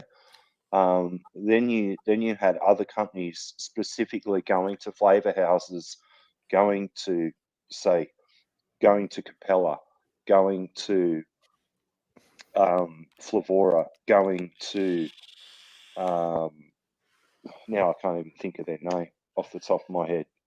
Flavor Art out of Italy. Yeah, Flavor Art. Yeah. And they were using much better concentrates. The nicotine that they were getting their hands on, the quality of nicotine has become phenomenal over the last couple of years. You can tell shit nicotine from good nicotine now. Perfect. I want to ask you this question, Paul. I want to ask you this question because this is a big question, and I brought this up before, but it is super important, the quality of the nicotine that is used when making an e-flavor, and people don't realize how much the nicotine can change a flavor profile when it's a lower grade nicotine. Am I right? 1,000%. Thank you. If you use shit nicotine in any formulation, right, you will know within 24 hours whether or not you've just gone and fucked up 250 liters of liquid, or whether or not you're going to actually be able to bottle that 250 liters of liquid that you've just mixed up in your lab. Yeah, for those people out there, they realize that I do know about Lily. It gets peppery real quick. Yeah, peppery. Thank you. Ooh. Oh, it'll change the profile of anything. It's not only pepper. Okay. It gets darker real quick. Yeah, and I mean, a lot has changed since the beginning. I'm not going to say the D word. Everybody knows what the D word is. I think Paul knows what the D word is. Good stuff. Which just made e-liquid just so savory. And there was a few companies out there. I'm not going to name names. Everyone knows who they are, but they were just booming fucking flavors. The flavors were so intense, so spot on. And I don't know if it had a lot to do with that stuff that was in there that helped it, but there were a couple that you would hit. Yeah. No. Okay. That also comes down to a very closely guarded secret in the mixing. Yeah, I know. In the mixing world, they were actually having custom concentrates made specifically for the project. Okay, they were proprietary concentrates that you couldn't buy it. Yeah. Right. There was a few of us in the community that actually figured out who they were coming through. And we still laugh to this day. There was a fuck up done by Capella a number of years ago. Right? No, this is a really funny story. And a lot of people know about this. Capella released a flavor, right? It was a sweet tea. And lo and behold, it was the actual recipe for the Arizona sweet tea. Oh God, that's right. You talked about this. They stuffed up completely. Addie knows all about this. We all found out about it, and we went ham on it, and we were buying up gallons of it and stashing it. But it was the Arizona sweet tea. It was hilarious. It was a peach sweet tea that we found, and it was 1-to-1. Yeah, tea. Well, it's a thing. I mean, I don't want to be a snob, but it's the same thing that you get from like wine experts, the Somal. I mean, they got taste buds; they can taste it. That's how I judge the mixologist when it comes to e-liquids. Is being able to taste these flavors, and in the beginning, I'm going to be honest. I'm sure Tim can back me up, and Paul. In the beginning, yeah, if you said you had 3 flavors, I was lucky to pick up like 2, maybe 2 of those flavors. It was very rare that, you would see the video and the guy would say, "Oh yeah, I taste the banana on the inhale. I taste, the cracker, and then I taste the graham cracker on the exhale." And I'm just like, no, you don't. No, you don't. Yeah, that's what I mean. Yeah. I felt like I was handcuffed to these videos, and then that's exactly what they would say. They'd be like, "Okay, I'm trying this," and it'd have some fancy name or whatever, and they're like, "Oh, I can definitely get the strawberry notes on the front end of the vape, and then as on the exhale, I kind of get the lemon that's coming." I'm like, and then I would get it, and I'd be like, "Where? Where's the lemon? Where the hell was all this layering that it was apparently going?" I steeped the shit for 3.5 weeks. I unscrewed the cap. I let oxygen in. I put the cap back on. I shook it up. I left it in a dark fucking cobweb corner of my house. I did all the shit that you guys said to do, and then I vape it, and I'm like, yeah, it tastes like strawberry lemonade, whatever. No, Tim, it all tasted like cereal. It all tasted like cereal. Wow. That too. Well, Nick, let me ask you, because we brought this up before on the show, but what seems to be the number one flavor at Nick's shops? Is it still strawberry, my friend? As far as, there's no single flavor, but there's a blended fruit with a little bit of culotta. Oh, wow. So they're Fuji apple and mango and melon and a little bit of culotta. Oh, that sounds good. But and everybody in Florida likes culotta or menthol. Yeah. That brings me up to a point that, we've talked about before the show, and it was really, and it kind of makes sense to me because I kind of lived in all 3 sections, but just the difference between how the East Coast wants the heavy dessert, sweet flavors, and as you start moving down to the Midwest, you get the more like the cornbread, the pecan pies, that stuff. And then as you start moving west, all of a sudden it's like mango, orange, strawberries. It was the sweeter, fruity flavors, and it just kind of surprised me. But I grew up in all I didn't grow up in the Midwest, but I spent a lot of time in the West as a truck driver, so I got to kind of understand their food palette, that it's in the Midwest. And to hear you say that it's more of but then again, you're in Florida, so you kind of expect more of the people in that area want that fruitier, more refreshing flavors than the heavy desserts. Yeah, I'm a dessert guy, and there are a few, right? I'd say 20% of my client base is desserties.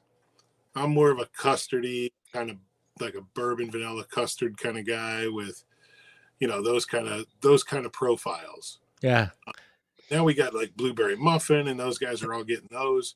But there's probably another 20 to 30% that are straight menthol.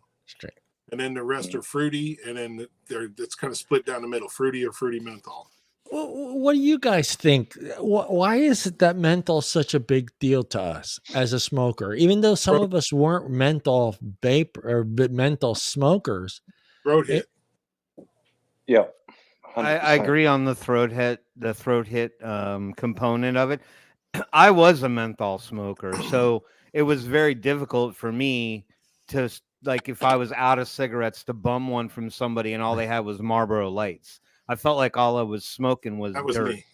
Yeah, I was just like, so once you got locked into menthol, it became almost nearly impossible to switch back to just a standardized flavor. So when the introduction of the ices and the freezes and the culottes and the menthol, edgy, when all that kind of became sort of, once we got outside the scope of just menthol experiments and all that other stuff, it was a preservation element for me. For example, ironically, I thought you were going to name that one brand that you hate that you had tried. No, but ironically, the two flavors that I'm vaping right now are both iced flavors. Yep. One is a tango ice or a tangerine mango ice, and the other one is just mango freeze. So it's really hard for me to even vape like a plain fruit. Yep. It has to be something pretty dynamic for me to just. Well, let me ask the dude below you. What's the difference between fucking menthol and ice? There's got to be a difference. Plenty. Was it? There's plenty of differences between the two. Okay, I have no idea because I thought both were the same. So I would. I'll tell you. I'll tell you. Hold on, let the mixologist tell me. He's good. Well, simple fact is, menthol comes from menthol crystals suspended in PG at different levels by volume, like weight by volume. Yeah. Then, if you get into the cooling side of things, colada itself is a mixture of WS3 and another component.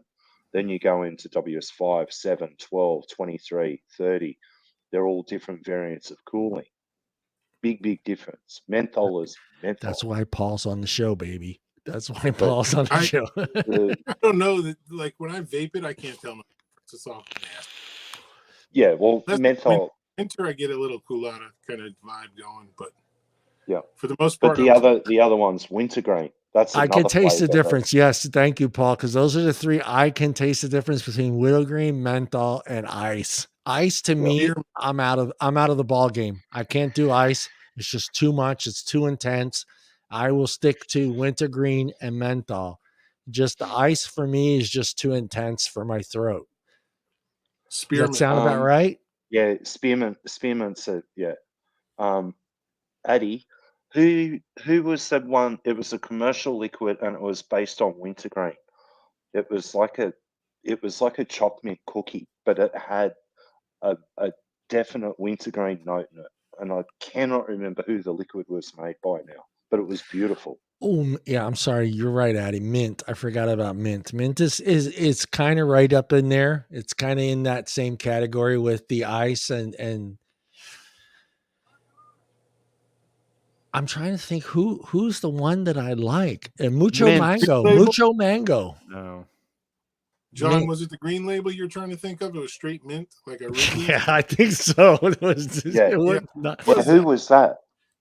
That's the one there's that one too that I'm trying to think of. I cannot remember that for peanuts. I can't tell you because the therapist IPA hit me at 10.4 alcohol. Yeah. So. Yeah. Oh well, Addy can't recall either. But I'm trying to think of it. It was just a straight green label. I remember that thing, but I do not remember who the hell it was. Yeah, they're. That was a good flavor. And to me, like in the beginning, I was kind of like, I don't know if you guys were the same, but but Tim was a menthol vapor, but I was kind of like told to stay away from the menthols because I wasn't a menthol flavor.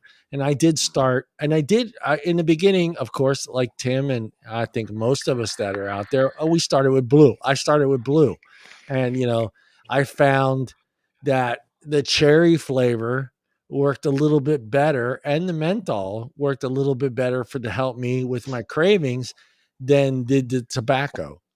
So I would always refill my things with this cherry or menthol, and I would always make sure I had those two other than the tobacco.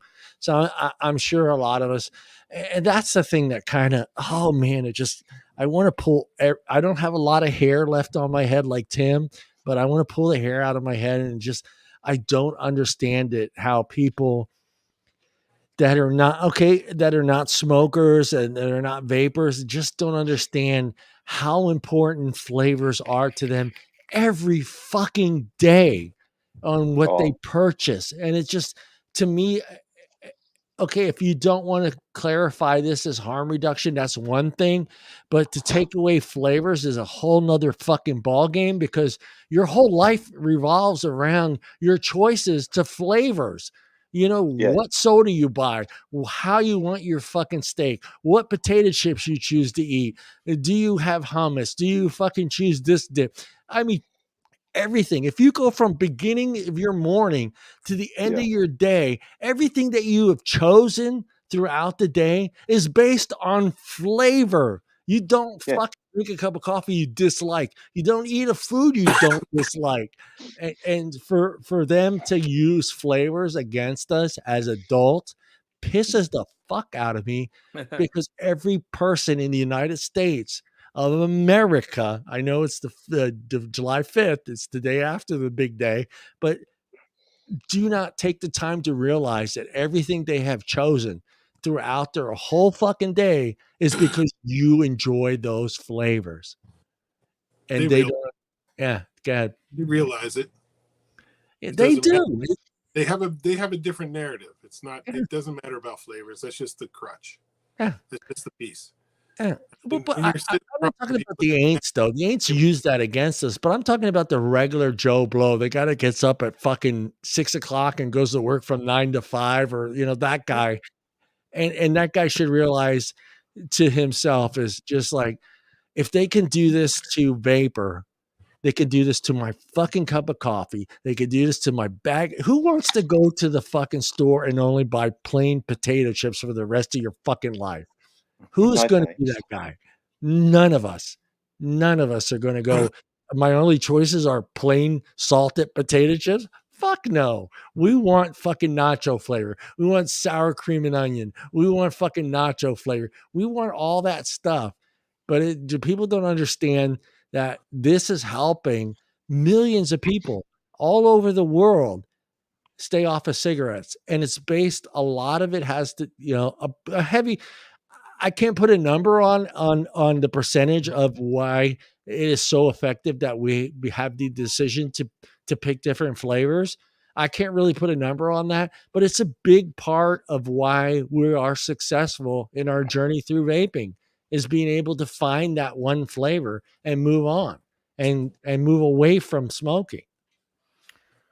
So there's another show through Farsalinos. It shows Dr. Farsalinos out in Athens. He did a research on flavors and the success rate of flavors versus just tobacco. And that number is huge because they have that detachment. It helps in detaching themselves from tobacco use. Yep. So if you have to have something that's tobacco, you're less likely to make the switch or be reminded constantly of, hey, man, that's a cigarette. That's a cigarette. Yeah. When you can switch to a flavor and still get your nicotine delivery via vapor product, you're much more successful, to the tune of, I think, 99%, by making that conversion from combustible tobacco to e-vapor. Well, I mean, the Institute of Flavor Technology, or whatever that fucking place is called, these guys, that's all they do. That's all. This is a huge organization. And I put those stats up on my Twitter page, and just to show how the consumer decides on what product they buy. And flavor is number one among adults. Yeah, flavor is 100%. Number one. Yeah. Well, so it's just like, go ahead, Paul. There was a couple of years ago, there was a company in the US, and they were fighting PMTA. And one Christmas, they came out with it was a peppermint green apple cider liquid. Okay. And the thing was fucking phenomenal. It was there only for a minute. You could get it. I think it was Country Clouds that actually did it. But it was a peppermint cider apple, like green cider apple. Oh, yeah, Steve Ross. No, that's not going to happen. No. That's not going to happen. No. Valerie, back to the corner for you. I've eaten boiled chicken, and it's not fucking good. That's what you get in hospital. That's hospital. That's what you get in prison. You get boiled chicken in prison. But it's, yeah, exactly, Steve. Erin Mills, is all for flavor bands. But when she's there, when she's there, flavored alcohol, she won't answer the question, and second, there's all those flavors in front of her. We've been hammering her on Twitter with bottles of every flavored vodka how you many can people poke now consume bottled water since those flavor Yeah, exactly. Exactly. I'm sorry, water's the biggest fucking scam. Bottled water is the biggest fucking scam in America, dude. Now. Even my cousins, I'm going to say this, even my cousins in Italy laugh at us how much we pay for a bottled water. They laugh at us. They go, "Is it water? Doesn't water come out of your sink?" And I'm like, "Yeah, it does." So he goes, "Well, why are you guys paying $2 for a 16-ounce bottle of water?" And I go, I don't pay $2 for a 16-ounce bottle of water. And then my cousins would say, "Do you guys actually believe that water is coming from Fiji?"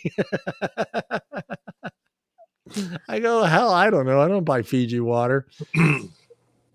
Oh man, I don't know. It's just, to me, it's like everything in this industry is thrown out the window when people start comparing it to other things that they do every day. And to me, that just baffles me. We're adults. We know what we're doing throughout our day. We know that in the morning, we want that fucking coffee with the sweet Italian creamer in it, or we want that coffee.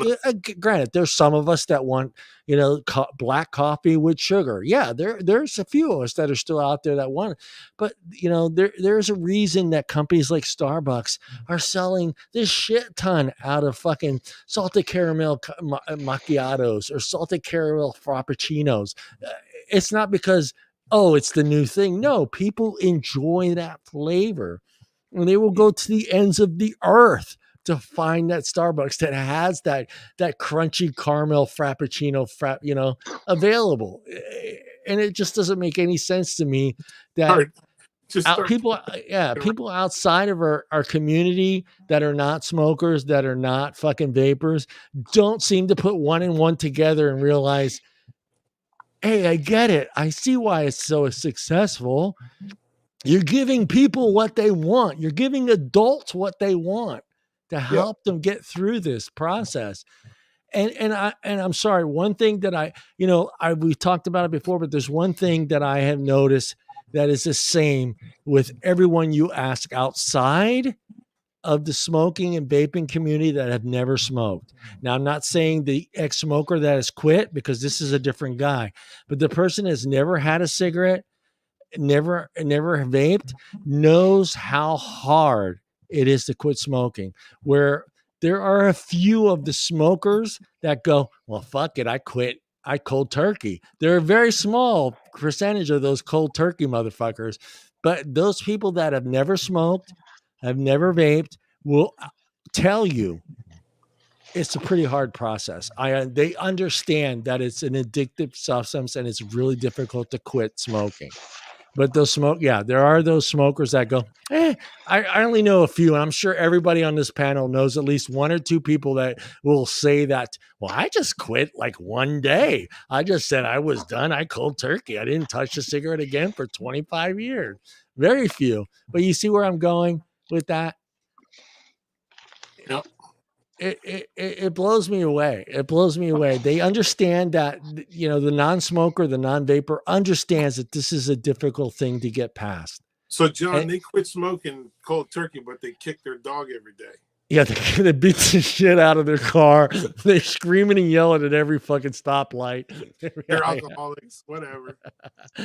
Yeah, and to me, it just doesn't make any sense. I mean, you understand that this process is very difficult. Yes, granted, there are a few that will say, your choice, you deal with it. There are those that are out there. They're like, you know what? You want to fucking smoke, kill yourself. I don't give a shit.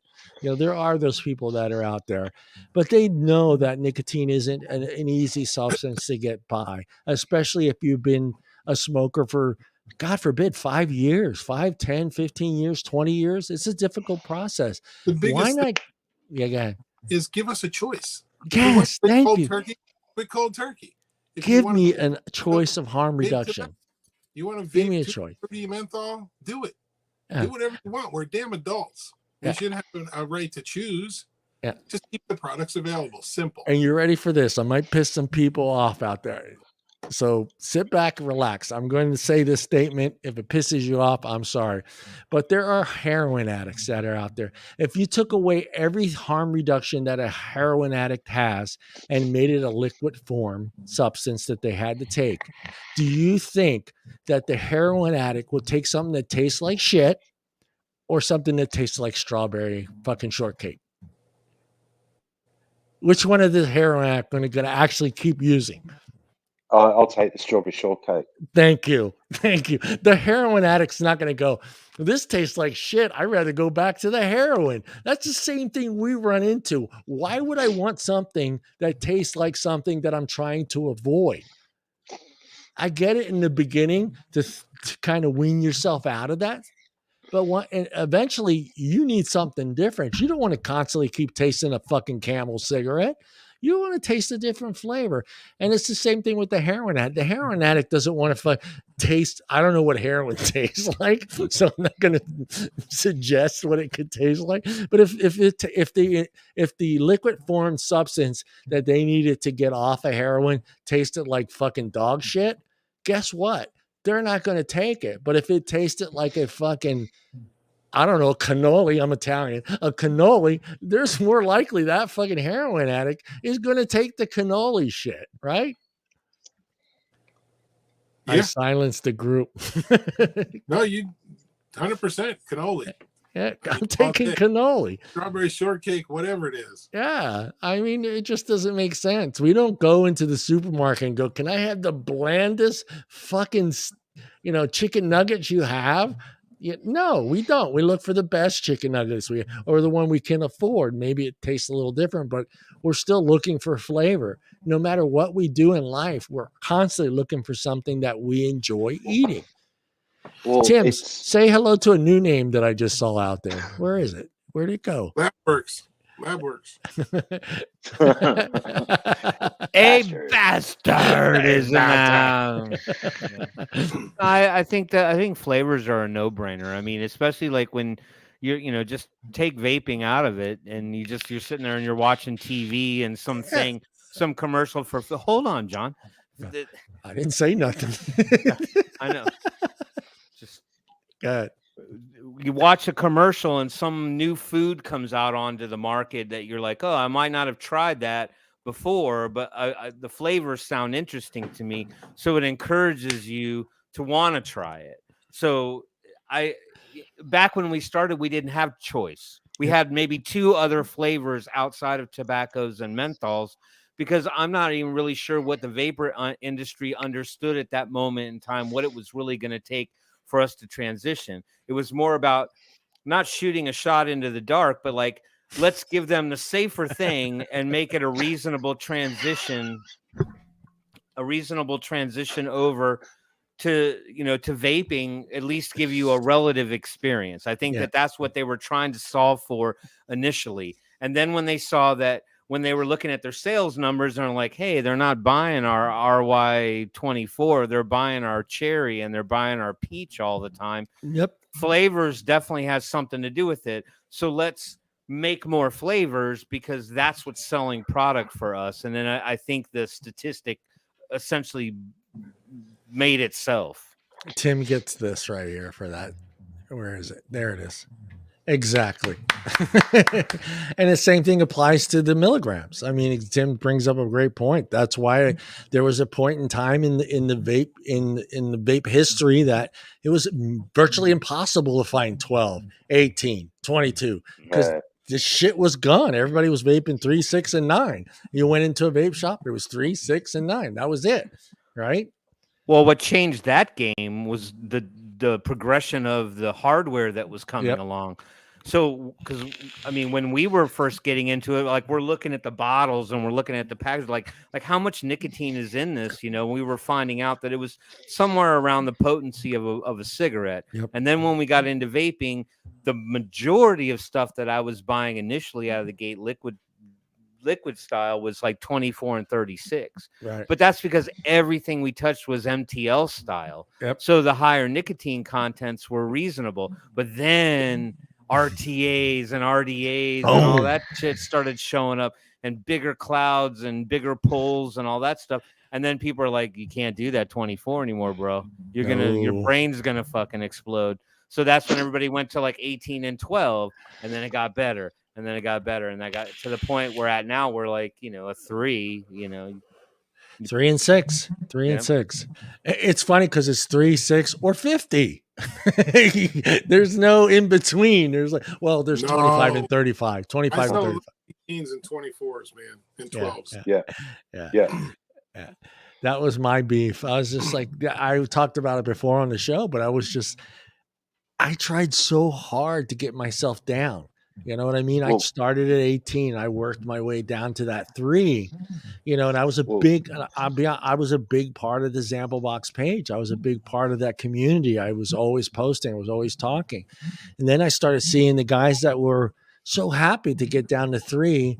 All of a sudden they're vaping a Juul at 50, which we all figured out wasn't 0.5, wasn't 5 milligrams, was 50. And I'm like, why are you doing this to yourselves, guys? Why are you putting yourself back up there on that mountain and then trying to work? Because that 3, let's be honest, you get yourself down to 3, and then all of a sudden you start vaping 50, whether it's 1 or 2 days, you're still that 3 doesn't satisfy you any longer. It's going to take a while for that 3 to get back to where you were like satisfied that you were getting the nicotine you needed to stay stable. Am I right? A lot of the people now that are trying to transition back from like 50 meg salts, they're back at 18 and 24 milligram 18 and 24. Yep. But the key that I'm being asked for, or to work on recently, Michael, is no, it doesn't. A lot of people now are asking for specific 12 milligram freebase. They're wanting that point, like a halfway between where they're going and where they want to end up. But 12 milligram freebase is equivalent to 24 milligram in salts because of the chemistry of it.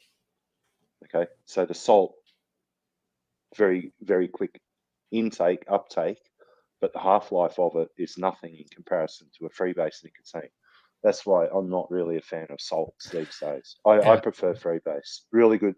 And I'll tell you now, the freebase that they've got available now, or synthetic, they are the two that they're my go-to. But hey, since we have Mr. Nick Orlando on, our favorite guest, Nick, you got anything going on you want to talk about, brother? No, everything's quiet. Everything's good in Florida, baby. Another session, as you know, another session ended, so we're in good shape. I guess the one thing we should probably mention, if you haven't already, is the potential push from the federal level in regards to disposables containing drugs, and we all know what the drugs are. Yeah. That's their new drumbeat, right? So I think the biggest concern at this point of mine, and I don't know if you guys would share this, but number one, you're hearing it from more and more legislators, including one from Florida, which caused me to dig deeper. Yeah. And find out where this originated, because it's very unlike her to mention it. Come to find out, it's going around DC right now, and I don't know if anybody in the chat's from that area, but there's trucks driving around with that kind of marketing on it, putting that out there. We're going to start seeing that come out a little more. Now, most of the community that are vapors will start celebrating the fact that disposables are getting shut off and that these are the bad people, and yeah, we should have never brought disposables in. The problem with that will be is there's already word going around in the back rooms, inside baseball kind of stuff, that the next thing, well, first of all, I need to mention it's an R.J. Reynolds initiative, period, right. End of story. There's millions. There's no guesswork here. I'm telling you right now, it's R.J. Reynolds, end of story. Been verified. Secondly, the next thing that you'll see start coming out is open systems are more viable option for these drugs to be put into, and that they should be banned. That's the next step. Do not celebrate the disposables, because the next step will be the open system, and we will be shut off and you will have nothing. Yeah. This will be an EVALI type of a hit to the retailer that will have to defend ourselves once again. And a lot of us lost 60-70% of sales during that time. And we've gained since then 30 to 40 back. Yeah. But I think that this will be the last straw, because we will lose this battle because of funding. And we're going up against big tobacco. So the first round will be the disposables. Second round will be open systems, and this market will be done. So yeah, they're listed as the I don't know, the plaintiff defendant, or I don't know which part of I don't know how all that shit works, but they are listed. RJ Reynolds is listed as the one that's fighting this. They're part of this agreement. Well, they're paying all the marketing as well. That's right. Yeah, people, all your TV commercials and what's coming down the pike. They're strategizing. So with you bringing that up, I know we talked about this before on the show, but as far as the industry, how do we separate ourselves? I know it's not just going to be a word. People need to realize it's not just vaping is the edge. I mean, I understand that part. So it's going to take more than just changing our name, getting away from the HTC and all that other stuff, and vaping being all in that realm. And I know we've tried to change it to e-cig and all this other stuff. Are we going to have to eventually somehow, and I know it's impossible for us to do because it changes the way the FDA looks at us and it changes the process, but having ourselves associated with harm reduction. And I know that's a difficult thing for us to be part of because it changes everything, because it now becomes, unfortunately, the prescription model that they have over there. And my buddy to your right over there, Nick's Life. But other than having that word associated to vaping, what else can we do to change, to have people understand that we're not associated with that part of vaping? So my opinion at this point is, and it's solely my opinion, we cannot change that. It's too late. It's too late. Too late. You start changing it now, we're still behind the 8 ball with what's going on, right? We're too far deep. Nobody wanted to do it before. They're not doing it now. Yeah. And even if they did now, we're still looking at 5 to 10 years out. So that ship sailed.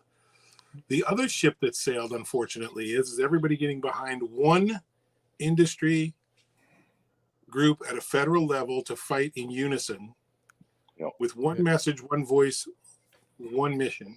Yep. So we missed that boat. So now there are going to be, prepare yourself, people wanting to, as this rolls out, and you haven't really heard a lot about it, I don't think, as it plays out, there'll be people jumping in the game. I can tell you, I've talked to some people that are already engaged, and it's going to take a lot of money. And then at the end of the day, this industry doesn't have the money, right? Yep. They do, but they're holding on to it.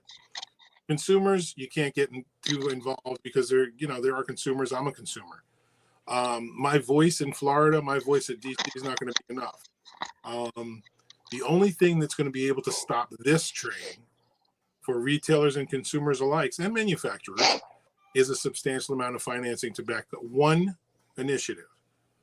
And every dime goes into that initiative. If people start fragmenting again because of egos and all the other shit that goes on, there will not be enough funding to go around, and we will lose. And that's just my opinion. Just looking for time. We've done it for too long. We've talked shit about everybody. This one talks about that one. That one talks about this one. The egos, this, that. But at the end of the day, we need a professional to be funded to fight this fight once and for all at a high level. I know people that are already, but funding is going to be key going into it, because we're fighting big tobacco, and big tobacco has deep pockets, and they've already thrown millions of dollars into this campaign. They're not going to lose this time. You get the 1-2, man. We got EVALI. They got behind that, pushed it hard. We got hit with COVID, and now we're going to get hit with this, and it's going to knock some people out. Yeah. Big players. Yeah.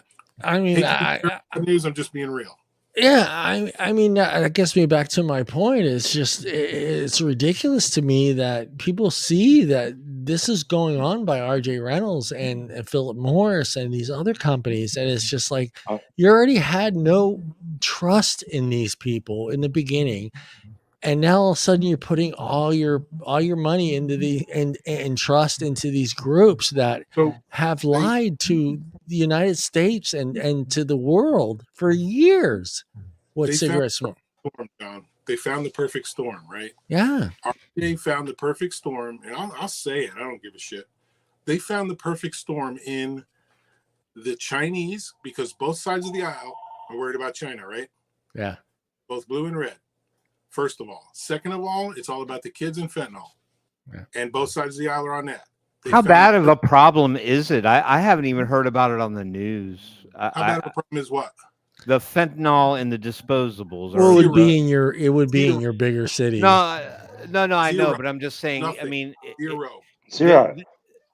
Okay, right. I'm just saying, but I mean, if the pitch is now they're going to take that angle to try to get rid of vaping, is that just based on the fear factor of it?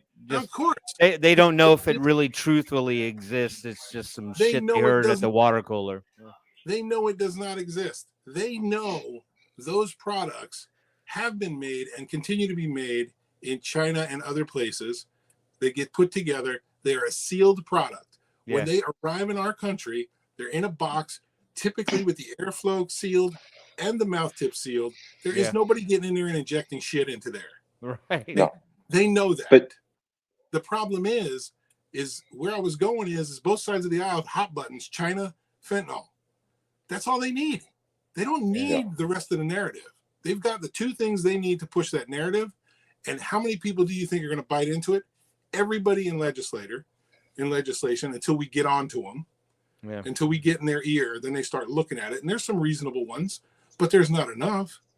And it's going to be very costly to get the other ones because RJ's paying a lot more. Big Tobacco's paying a lot more into the other pockets. And it's an easy narrative. It's very simple.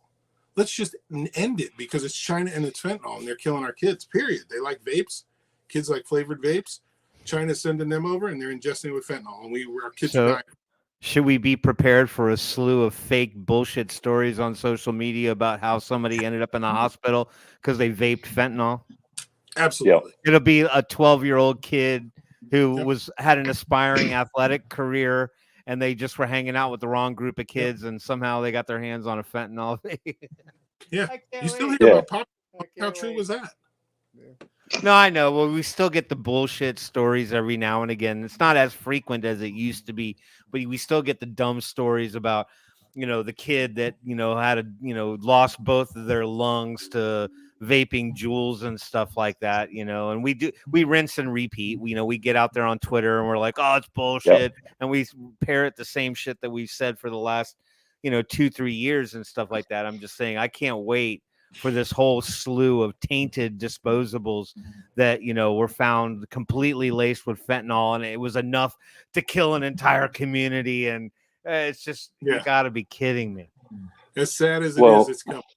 Be prepared. Well, it would kill a whole village. A whole village. Oh, well, we're hearing that kind of shit here as well. But, the truth be known, but it's sad, Paul, that the community outside of vaping and smoking is putting all their money in big tobacco. The people that they didn't trust in the very beginning. It's insane that groups that are out there are getting funding from RJ Tobacco to promote anti-vaping. Taxes? They're getting funded from your taxes and mine. Yeah, we're paying for this shit. Yeah, it blows my fucking mind away that people are not putting the simple math together. These are people that lied to the United States, to the world for years that smoking didn't cause cancer, and these are the same people now that are trying to tell you a product that is actually working and helping in harm reduction is bad for you, but it's okay. We're going to keep our menthol cigarettes out there and our regular cigarettes out there for you just in case. I'm sorry. That is total mafia work at its best. That's Mafia 101 right there. That's what I say it is.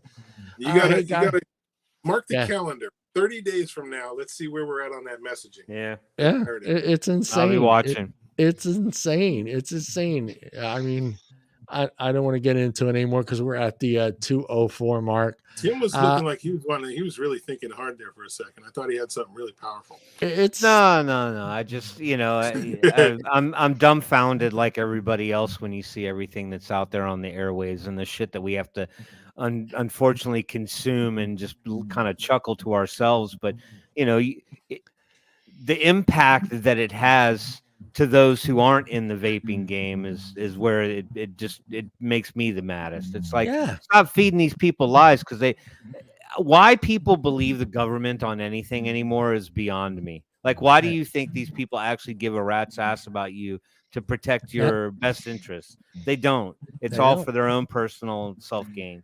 Yeah. Well, they got to keep the smoker hooked. They've already lost us. Now they got to keep them hooked. So they got to keep sending them out. Yeah, I brought it up many of times on this show. I've had this conversation with 10, 20, 30 people. Now, this is just in my area, but the fear is greater for the fact that if smoking were to go away, that they will end up paying more taxes. That is sad that they're willing to say, I would rather pay less taxes than watch that guy die from cancer from smoking. That's his ass. But that's the battle that we're fighting, because people will realize that tobacco has become such a big part of our community, our cities, our states, and the money that comes in from the big tobacco. Not even talking about master settlement agreements. Just go to your city and find out how much your city is getting from each pack of fucking cigarettes. Not your state, just your city. There's a separate tax, guys. If you look at that, you will realize why cities, states are fighting so hard to keep you smoking, because it's become such a big part of their budget. And without that money, they have to get it somewhere else, guys. And they don't want to do that. They don't want to go and say, I got a letter today. They want to raise my fucking water by $2. I'm like, okay, justify to me why I need to pay $2 more every month for the next, every year go up $2 for the next 5 years. Justify to me, tell me, explain to me why I need to spend that much more money. It doesn't seem like a lot. $2, you think to yourself, $2 a month. That's $24 a year. It adds up. Or you start going year to year. But justify to me, they cannot justify getting rid of cigarettes, because they know what's going to happen.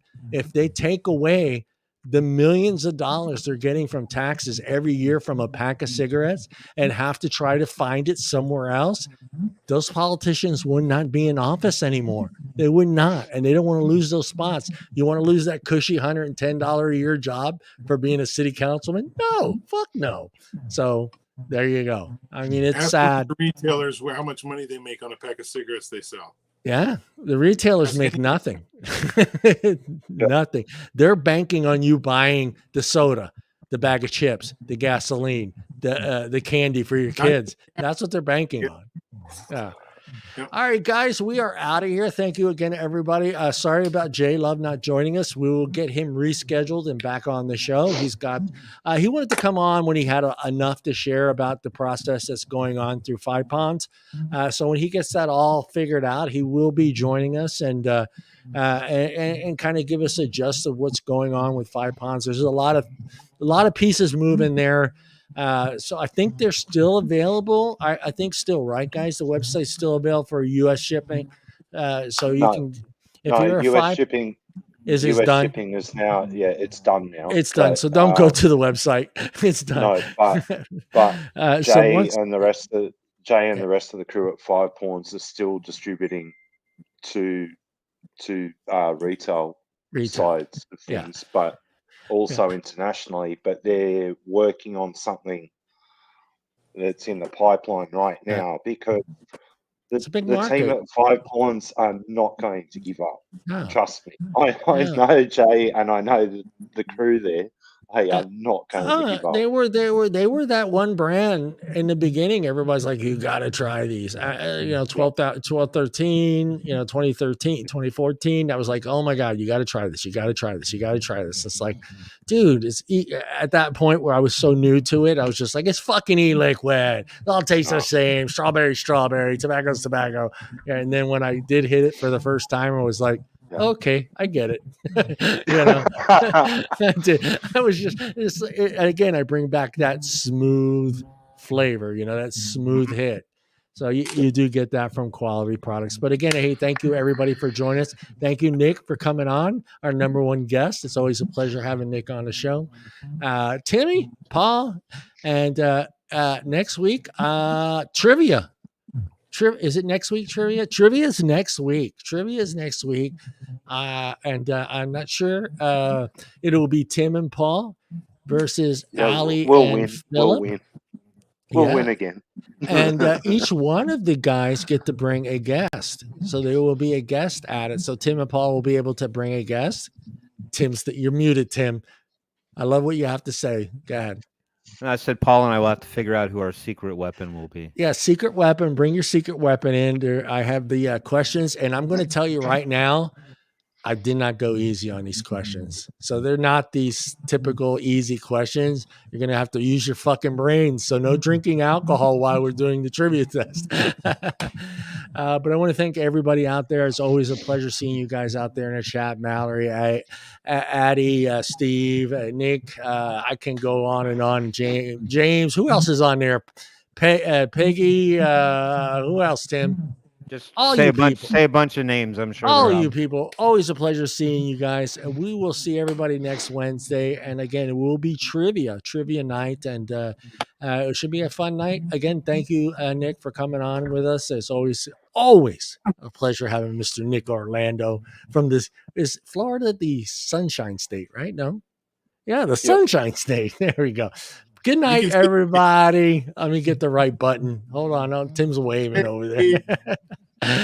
Bye, everybody.